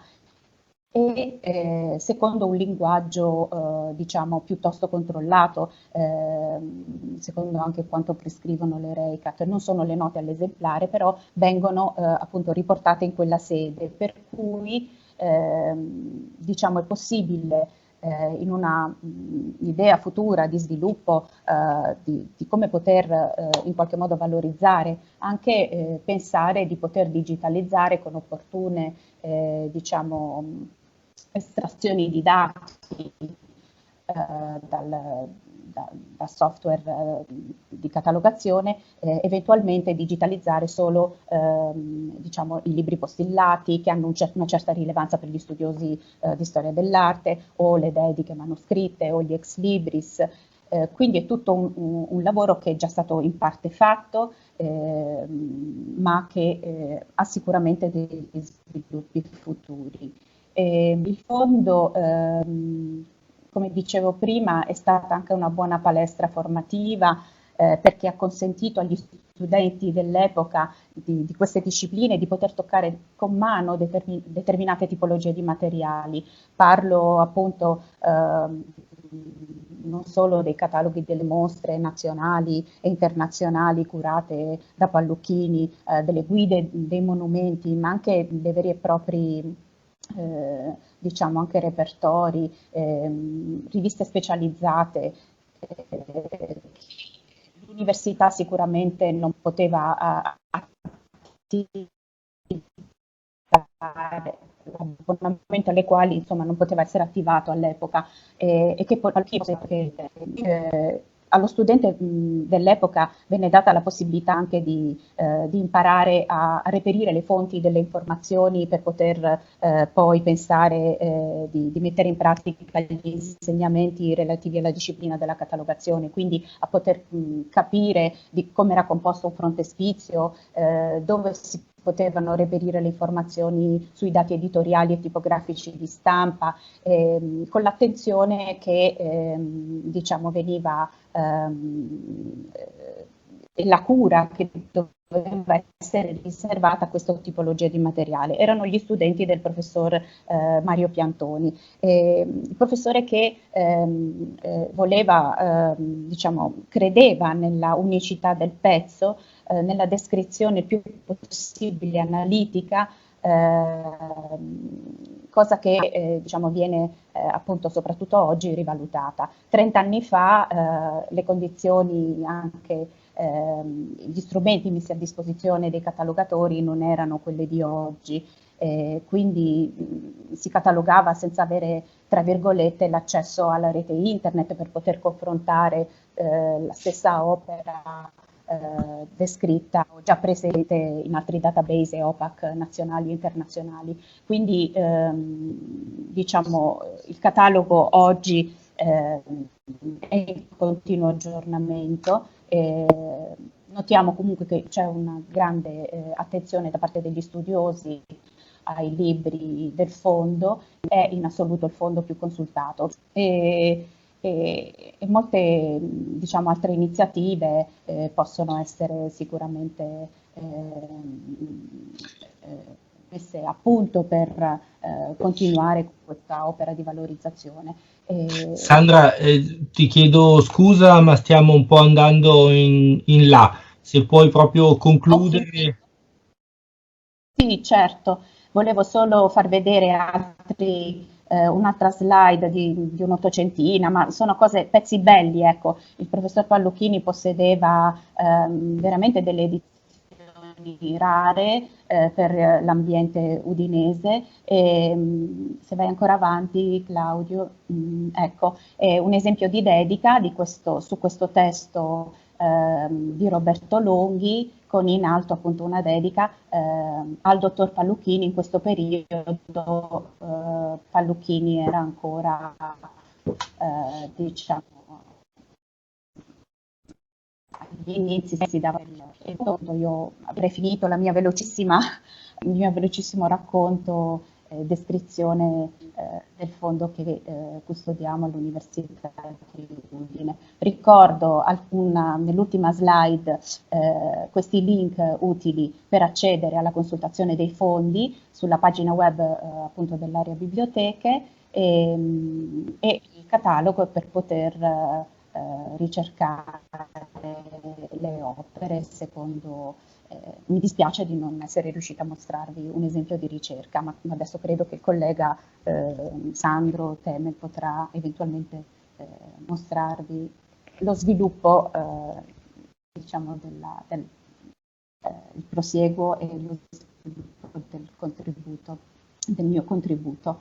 Vi ringrazio, scusate per la piccola momento di disconnessione di prima. Grazie. Ecco, soltanto un intermezzo mio fulmineo, prima di passare la parola a Sandro Temel. 2 parole sull'archivio. Come vi dicevo, è arrivato nel 2002, frutto di una donazione. Sulla sinistra dello schermo potete vedere un po' qual era una prima lista dei contenuti, e quello che invece è l'albero gerarchico, frutto del riordino dell'inventario fatto da Elena Moro, ora attiva come archivista presso la Regione del Veneto.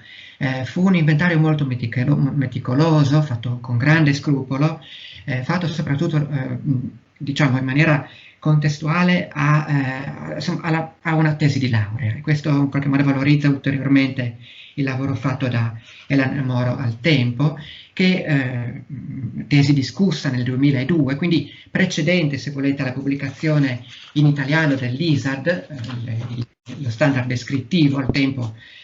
Di fatto erano parole, vocabolari, temi, confronti che non ancora erano bagaglio comune di tutti gli archivisti. L'archivio si compone complessivamente di 38 buste e fu adottato al tempo il sistema Sesamo, quello promosso dalla Regione Lombardia, per coadiuvare il lavoro di inventari, di riordino e di inventario.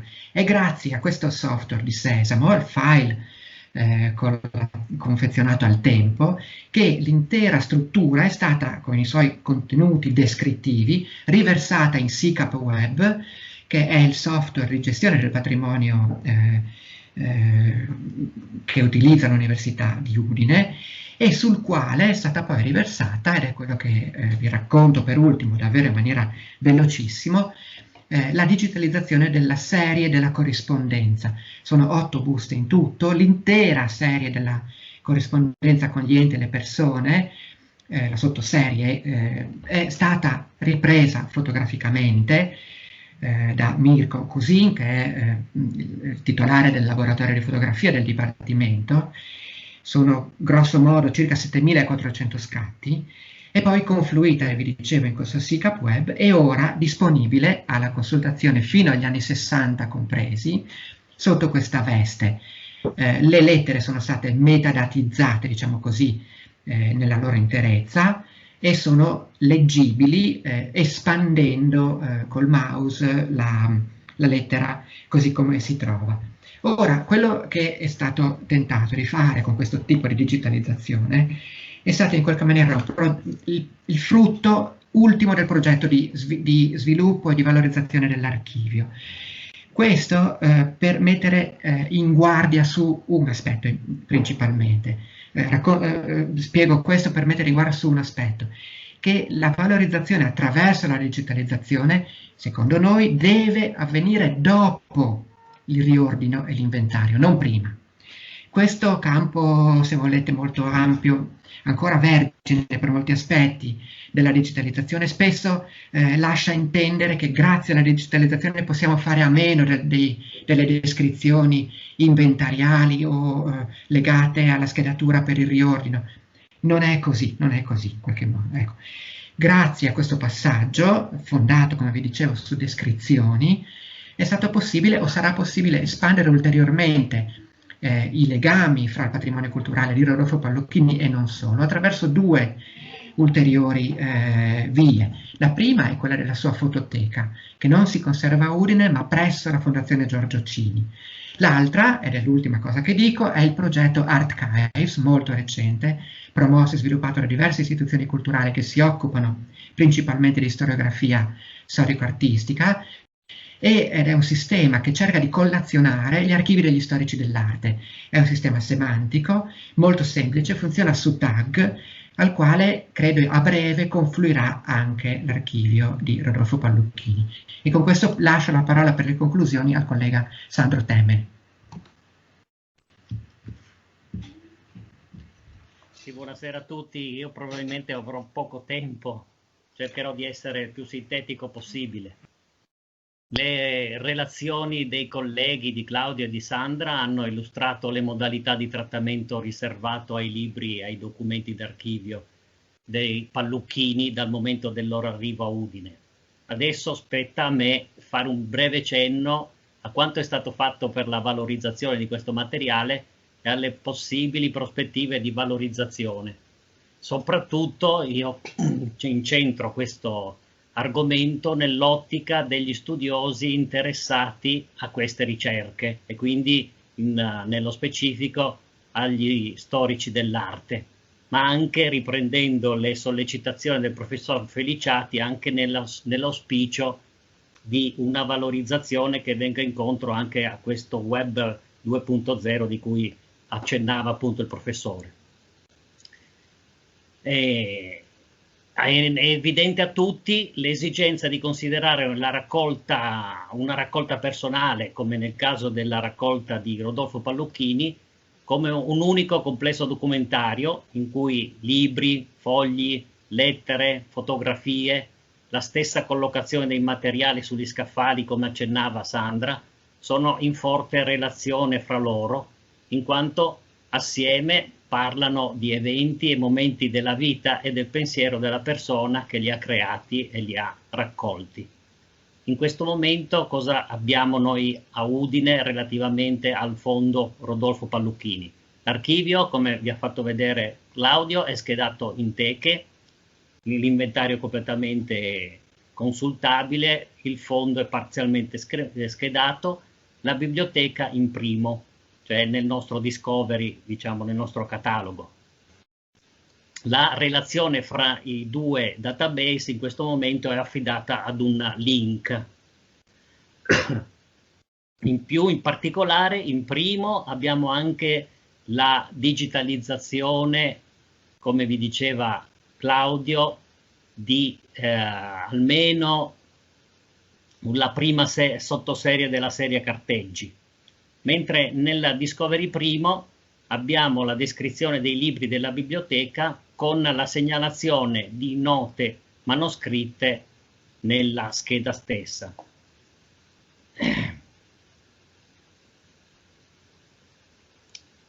Cosa possiamo dunque, per cercare di essere più sintetico possibile?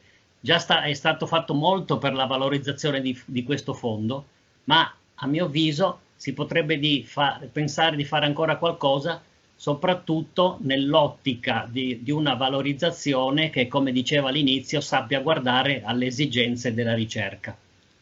Abbiamo detto che tutti i documenti di un fondo personale sono in forte relazione fra loro, ma in questo momento aggiungo che non solo i documenti, ma anche le raccolte hanno forti legami fra loro e dovrebbero stare assieme, se non fisicamente, almeno virtualmente, ricreando appunto le relazioni che avevano quando erano conservate negli spazi del loro creatore. Per uno storico dell'arte naturalmente interessato a queste raccolte è importante conoscere certamente l'insieme dei documenti descritti con metodologie standard, ma ancor di più è importante aver disponibile, possibilmente in un unico sistema gestionale o comunque in sistemi gestionali fortemente integrati,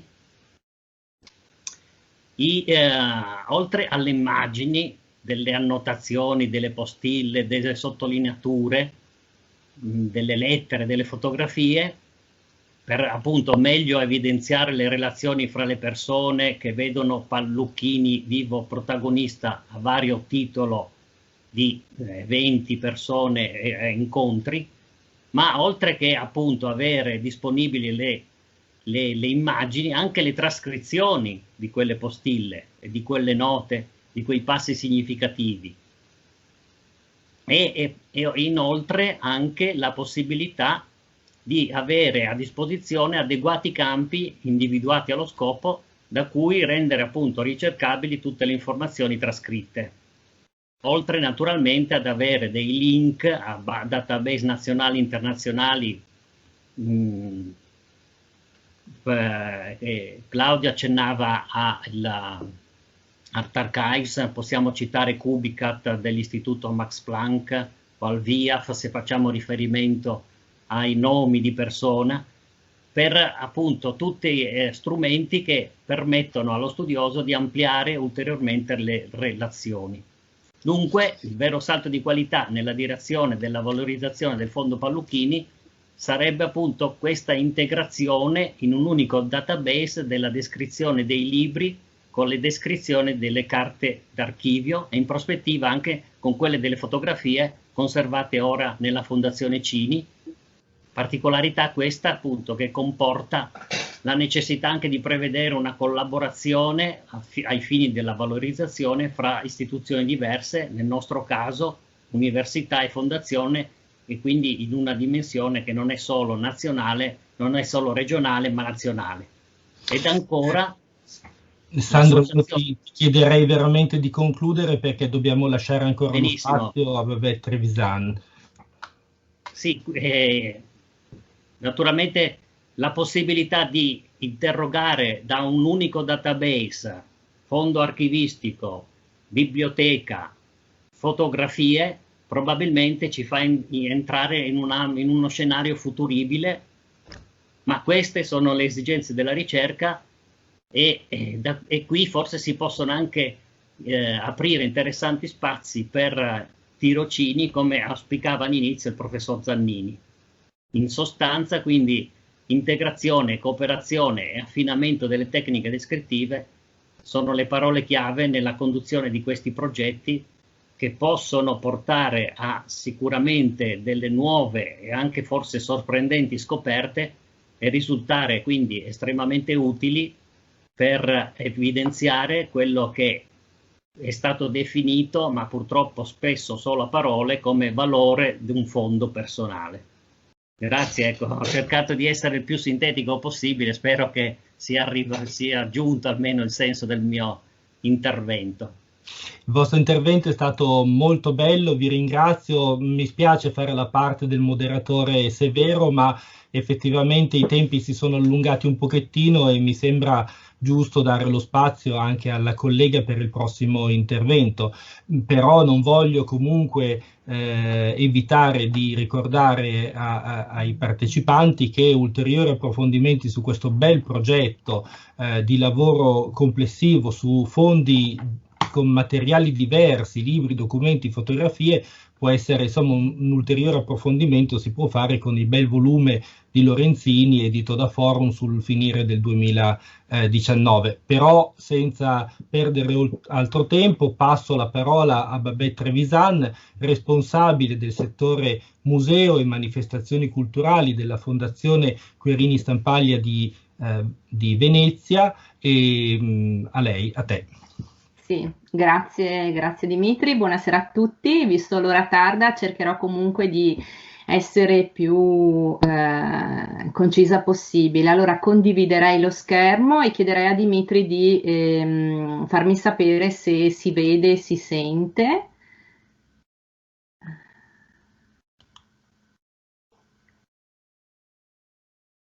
Sì, vediamo lo schermo. Allora riuscite? Tutta pagina. Perfetto. E senza il quadratino. Benissimo, e mi sentite, quindi posso iniziare. Benissimo, allora io questa sera sono qui per raccontarvi l'esperienza della Fondazione Querini, ripensare le didascalie di un museo. In realtà non è stata un'azione isolata, ma l'esito di un percorso graduale, lento e talvolta anche complesso, direi, iniziato circa 4 anni fa. Tutto è partito da alcune riflessioni che avevamo fatto legate alla necessità di rivedere i processi strategici proprio della Fondazione nell'ottica di affrontare la difficile sfida della sostenibilità finanziaria, come in fondo lo stavano facendo già tante altre istituzioni culturali.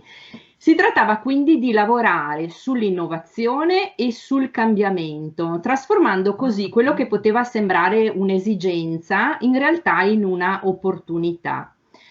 Accessibilità, quindi, interpretazione e audience development sono entrati quindi via via a far parte della nostra visione strategica e ci hanno permesso anche di riflettere ulteriormente sull'identità della Fondazione, sulla sua missione e anche sullo possibile sviluppo futuro. Nel 2015 quindi abbiamo avviato questo nostro percorso di cambiamento. Abbiamo realizzato i primi studi sui visitatori che ci hanno subito fatto capire che era necessario dotare il personale di nuove competenze. Abbiamo quindi investito proprio sulla formazione del personale, abbiamo organizzato le prime attività attente all'inclusione del pubblico e quindi abbiamo anche lavorato prevalentemente sull'interpretazione delle collezioni. Grazie quindi ad una collaborazione avvenuta proprio nel 2015 con ICOM, abbiamo avviato questa prima analisi dei visitatori del museo, che era mirata proprio a valutare l'efficacia del nostro apparato di comunicazione, quindi volevamo capire se l'apparato didascalico funzionava e come, e capire quindi qual era il grado di accessibilità delle collezioni. La dottoressa Nicole Molhausen ha intervistato quindi il personale, i volontari che erano addetti all'accoglienza del pubblico, ma soprattutto i visitatori e ha somministrato anche dei questionari cercando proprio di cogliere quella che era l'esperienza di visita. Qual è stato il risultato di questa indagine?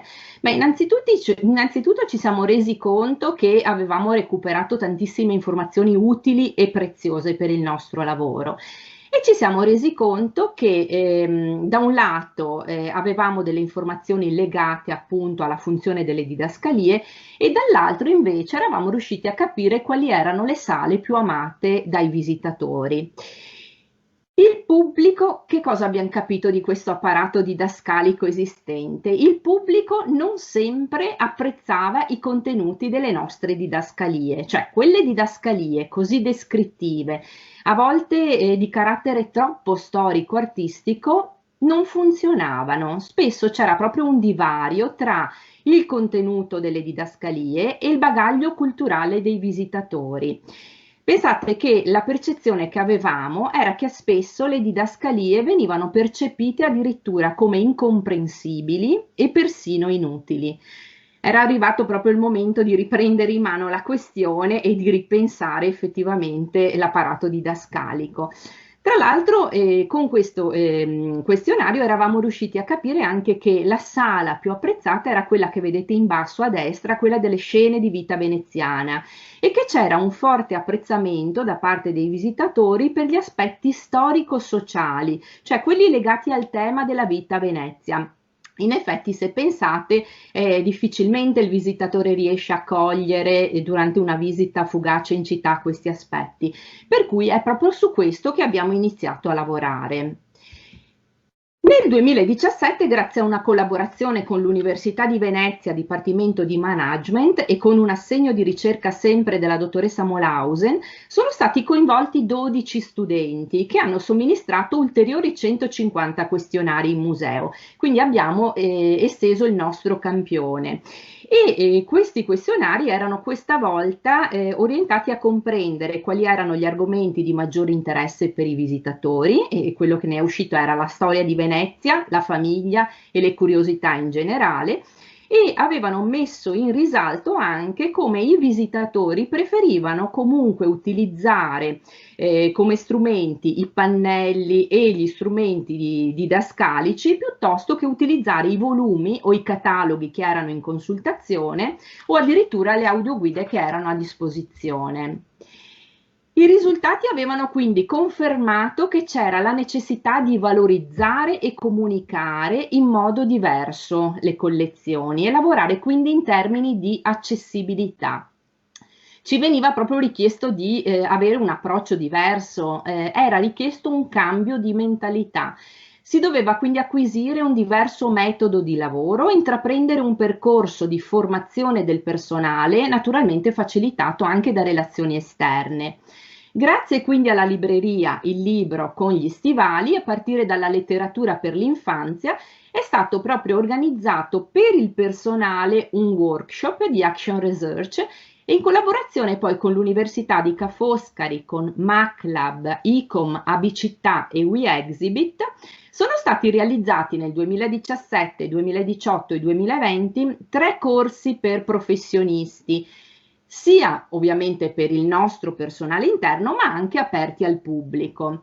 I temi di questi corsi erano appunto quelli sui pubblici, sul coinvolgimento dei pubblici e sulle didascalie. Corsi curati da Ciaccheri, Cimoli e Molhausen, che sono state poi anche la curatrice di un recente volume intitolato Senza titolo, le metafore della didascalia, che è un volume che raccoglie poi gli interventi dei primi 2 corsi. Un aspetto interessante che vorrei comunque sottolineare è che questi corsi sulle didascalie, oltre ad averci dato l'opportunità di formare il nostro personale su temi nuovi, ci ha dato anche la possibilità di essere usato come uno strumento di finanziamento che ci ha permesso da un lato di pubblicare il libro che vi ho appena citato, ma dall'altro anche di iniziare a lavorare veramente seriamente a un nuovo progetto sull'apparato didascalico del museo.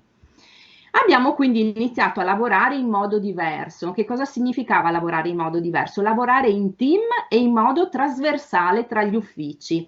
Conservatori del museo, bibliotecari, storici, archivisti, per scrivere dei testi che potessero coinvolgere un pubblico più ampio.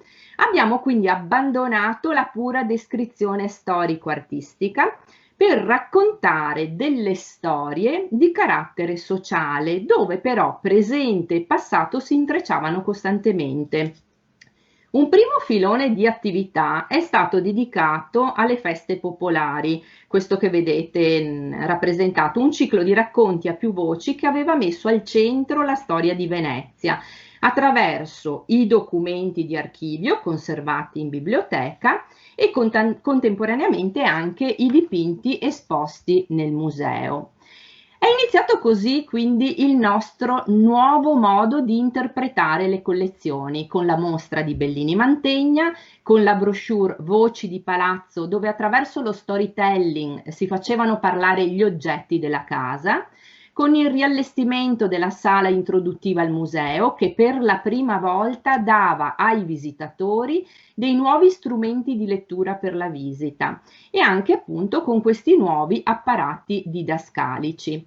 Per affrontare questo processo di cambiamento sono stati fondamentali ovviamente le relazioni esterne avviate, ICOM, Università Ca' Foscari, MACLAB, il Libro con gli Stivali, ABCittà e WeExhibit. La dottoressa Molhausen, esperta di pubblici, inclusione, accessibilità e questioni di genere, prima come membro ICOM, poi come ricercatrice dell'Università di Ca' Foscari e da ultimo come professionista di WeExhibit, è stata per noi una figura effettivamente determinante per il nostro lavoro, perché ci ha aiutato proprio a cambiare l'approccio, il nostro approccio con il nostro pubblico e ci ha insegnato a comunicare in maniera più accessibile e inclusiva. Primo banco di prova vero e proprio è stata la mostra di Bellini Mantegna, 2 capolavori a confronto. Per la prima volta in più di 500 anni le 2 presentazioni di Gesù al Tempio di Giovanni Bellini e di Andrea Mantegna venivano affiancate l'una all'altra. Una mostra, pensate, con solo 2 opere. Una mostra con 2 opere, ma con 3 sale dedicate all'interpretazione e al racconto delle opere. Una fascia di tessuto, la vedete nelle slide, che chiaramente faceva riferimento alle fasce che avvolgevano il bambino, divisa in 3 parti. Questa fascia si srotolava lungo il percorso espositivo. Erano stati individuati dei temi, quello geografico-culturale, i legami di parentela tra gli artisti, le scoperte scientifiche, la lettura dei personaggi. E vedete, nel registro superiore ci si riferiva al Bellini, nel registro inferiore al Mantegna e in quello centrale invece ad entrambi gli artisti. La mostra allestita all'interno del museo aveva determinato la necessità di invertire il consueto percorso espositivo. Questa prima sala introduttiva è stata per noi determinante perché ci ha permesso sia di introdurre il pubblico alla visita tradizionale del museo, ma anche di anticipare la mostra attraverso l'esposizione dell'inventario di famiglia che citava per la prima volta l'opera del Bellini. Lo vedete nella prima slide, lì a destra, illuminato all'interno della teca. Terminata la mostra, il ripristino del percorso tradizionale del museo, non abbiamo voluto perdere questa funzione di sala introduttiva, che desse quindi al pubblico alcune informazioni per approcciarsi in modo migliore alle collezioni. Abbiamo quindi utilizzato una parete per dare le informazioni sulla visita, sulla famiglia, sul lascito della collezione, sia con una parete grafica informativa, ma anche con le opere che potevano raccontare un pezzo di storia. Nel 2019 il nuovo apparato didascalico non poteva più attendere. Abbiamo lavorato al progetto, coinvolto gli uffici, creato una squadra di lavoro trasversale, individuato i ruoli e le responsabilità delle figure coinvolte. Abbiamo stilato un documento con le regole di scrittura che erano fondamentali e abbiamo stabilito le tempistiche. Essendo per lo più storiche dell'arte, abituate a scrivere con un linguaggio accademico legato alla saggistica tradizionale, ricco di aggettivi e termini tecnici, e concentrate spesso sulle descrizioni delle opere, degli stili e degli artisti, la sfida era proprio quella di narrare puntando sulla sintesi, senza però banalizzare. Non dare mai nulla per scontato e puntare sul coinvolgimento emotivo evocando il vissuto di chi legge.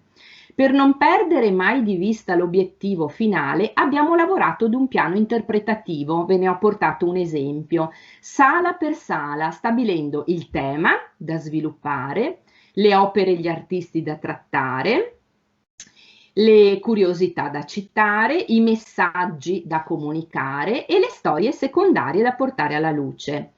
Una volta scelti i temi e i soggetti, per ogni opera si è cercato di accumulare il maggior numero di informazioni possibili, contando soprattutto sugli ultimi apporti della ricerca. Si è poi provveduto a sgomberare il campo da equivoci semantici, evitando quindi l'uso di alcuni sostantivi scomodi. Ogni testo è stato, credetemi, discusso e rivisto più e più volte dal team. È stato un lavoro davvero capillare, dove ogni parola, ogni aggettivo, ogni verbo veniva studiato e ponderato nei minimi dettagli.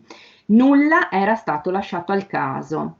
Nella stesura del piano interpretativo, ricordando quindi gli esiti delle indagini che avevamo fatto sui pubblici, abbiamo prediletto temi sensibili, partendo proprio da una riflessione su Venezia e sulla contemporaneità. Abbiamo parlato di welfare, di formazione, di donne, di moda, di questioni di genere e di tanto altro ancora. Abbiamo avviato la realizzazione di didascalie partecipative, prevedendo il coinvolgimento di diverse comunità, e abbiamo voluto raccontare la storia degli invisibili, ossia di quelle persone che frequentavano il palazzo, ma che la storia dell'arte non racconta. Il cuoco, il cameriere, il garzone, gli amanti, il gondoliere, l'amministratore, il cicisbeo. E perché no, abbiamo raccontato anche di Miledi, Mamoli, Dea, Burattina, Macchietta e La Rossa, tutte cagnoline di Andrea Querini.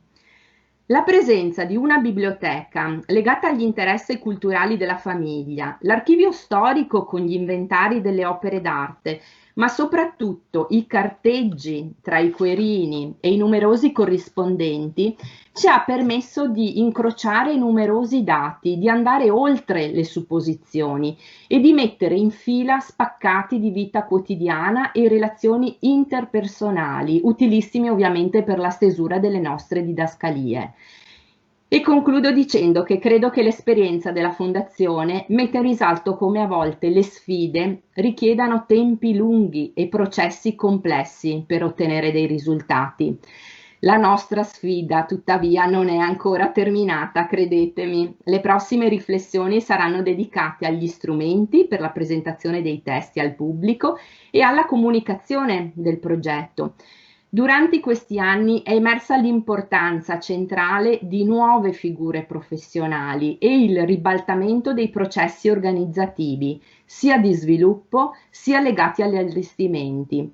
Lo studio delle collezioni e lo studio dei pubblici hanno entrambi importanza fondamentale e di pari livello. Per questo, oltre alle figure più tradizionali di curatela e architettura, c'è bisogno proprio di nuove competenze su accessibilità, sull'interpretazione, sullo studio dei pubblici, sul design, perché no.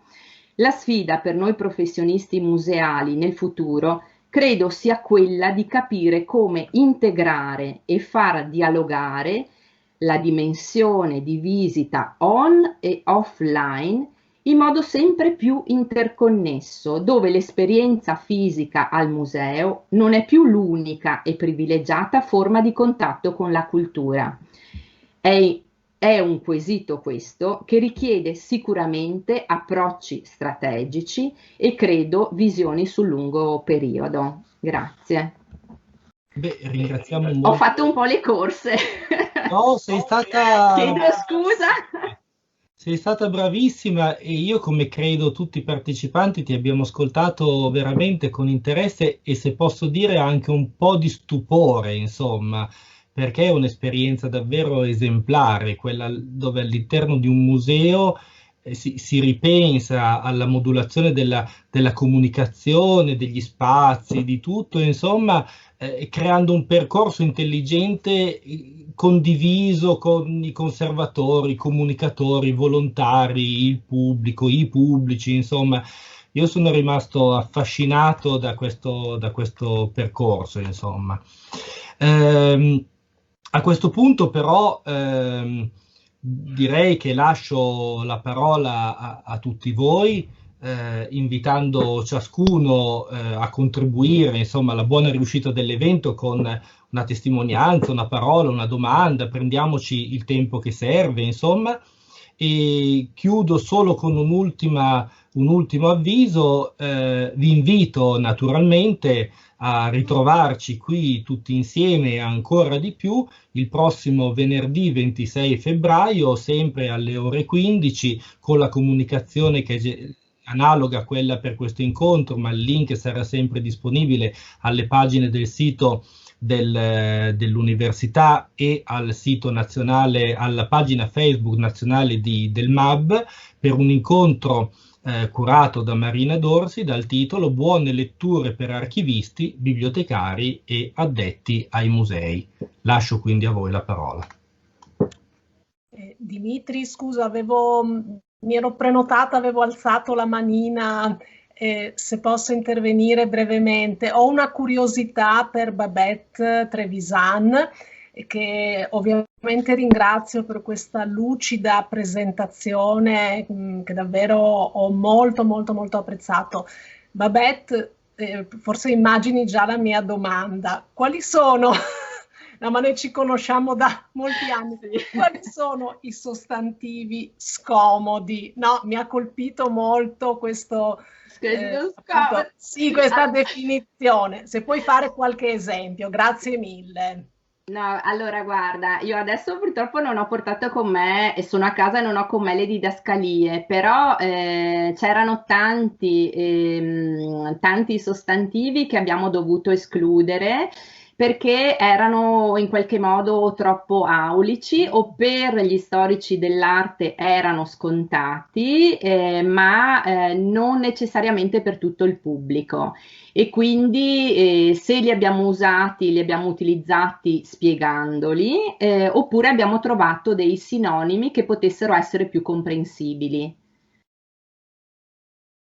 Ci siamo date però delle regole molto rigide, cioè sul numero di battute per il pannello, numero di battute per la didascalia, quindi siamo riusciti a mantenere, la sfida è stata proprio quella di mantenere con rigidità il numero di battute, ma cercando di trasmettere sempre un tema e un concetto che era stato stabilito a monte nel piano interpretativo, e cercando quindi di usare, cioè mantenere alto il contenuto, ma di usare poi una forma che potesse essere accessibile a un pubblico più ampio. Questa è stata la sfida. E credimi che per fare 5 righe a volte lavoravamo anche giornate intere, per cui veramente sì, era molto complesso, devo dire. E prima di arrivare alla stesura finale, ma proprio anche di 50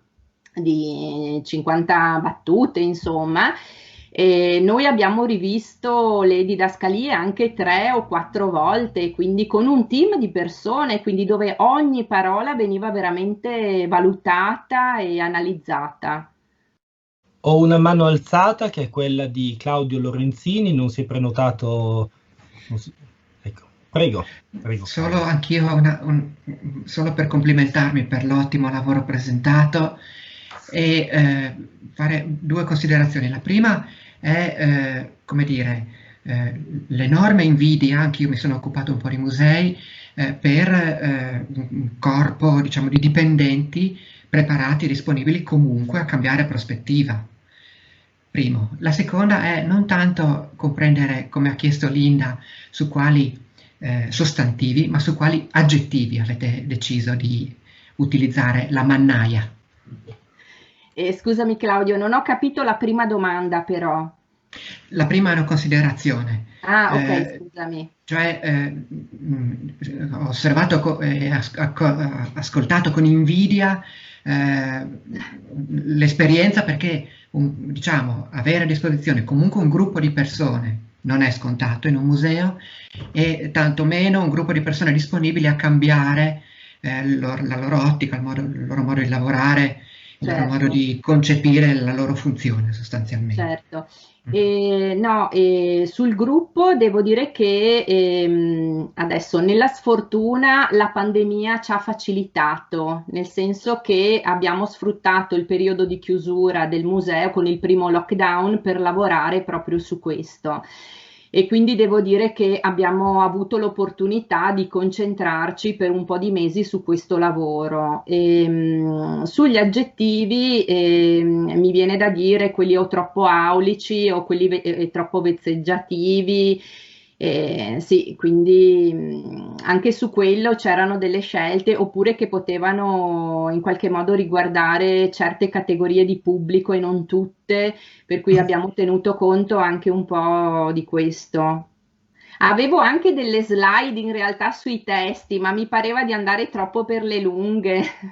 Avremo occasione, se vi fa piacere, ve le posso mandare in separata sede, comunque anche proprio i passaggi dai primi testi, stessa sala, stessa didascalia, dal primo testo e via via le revisioni successive con proprio i termini cancellati, sostituiti e modificati.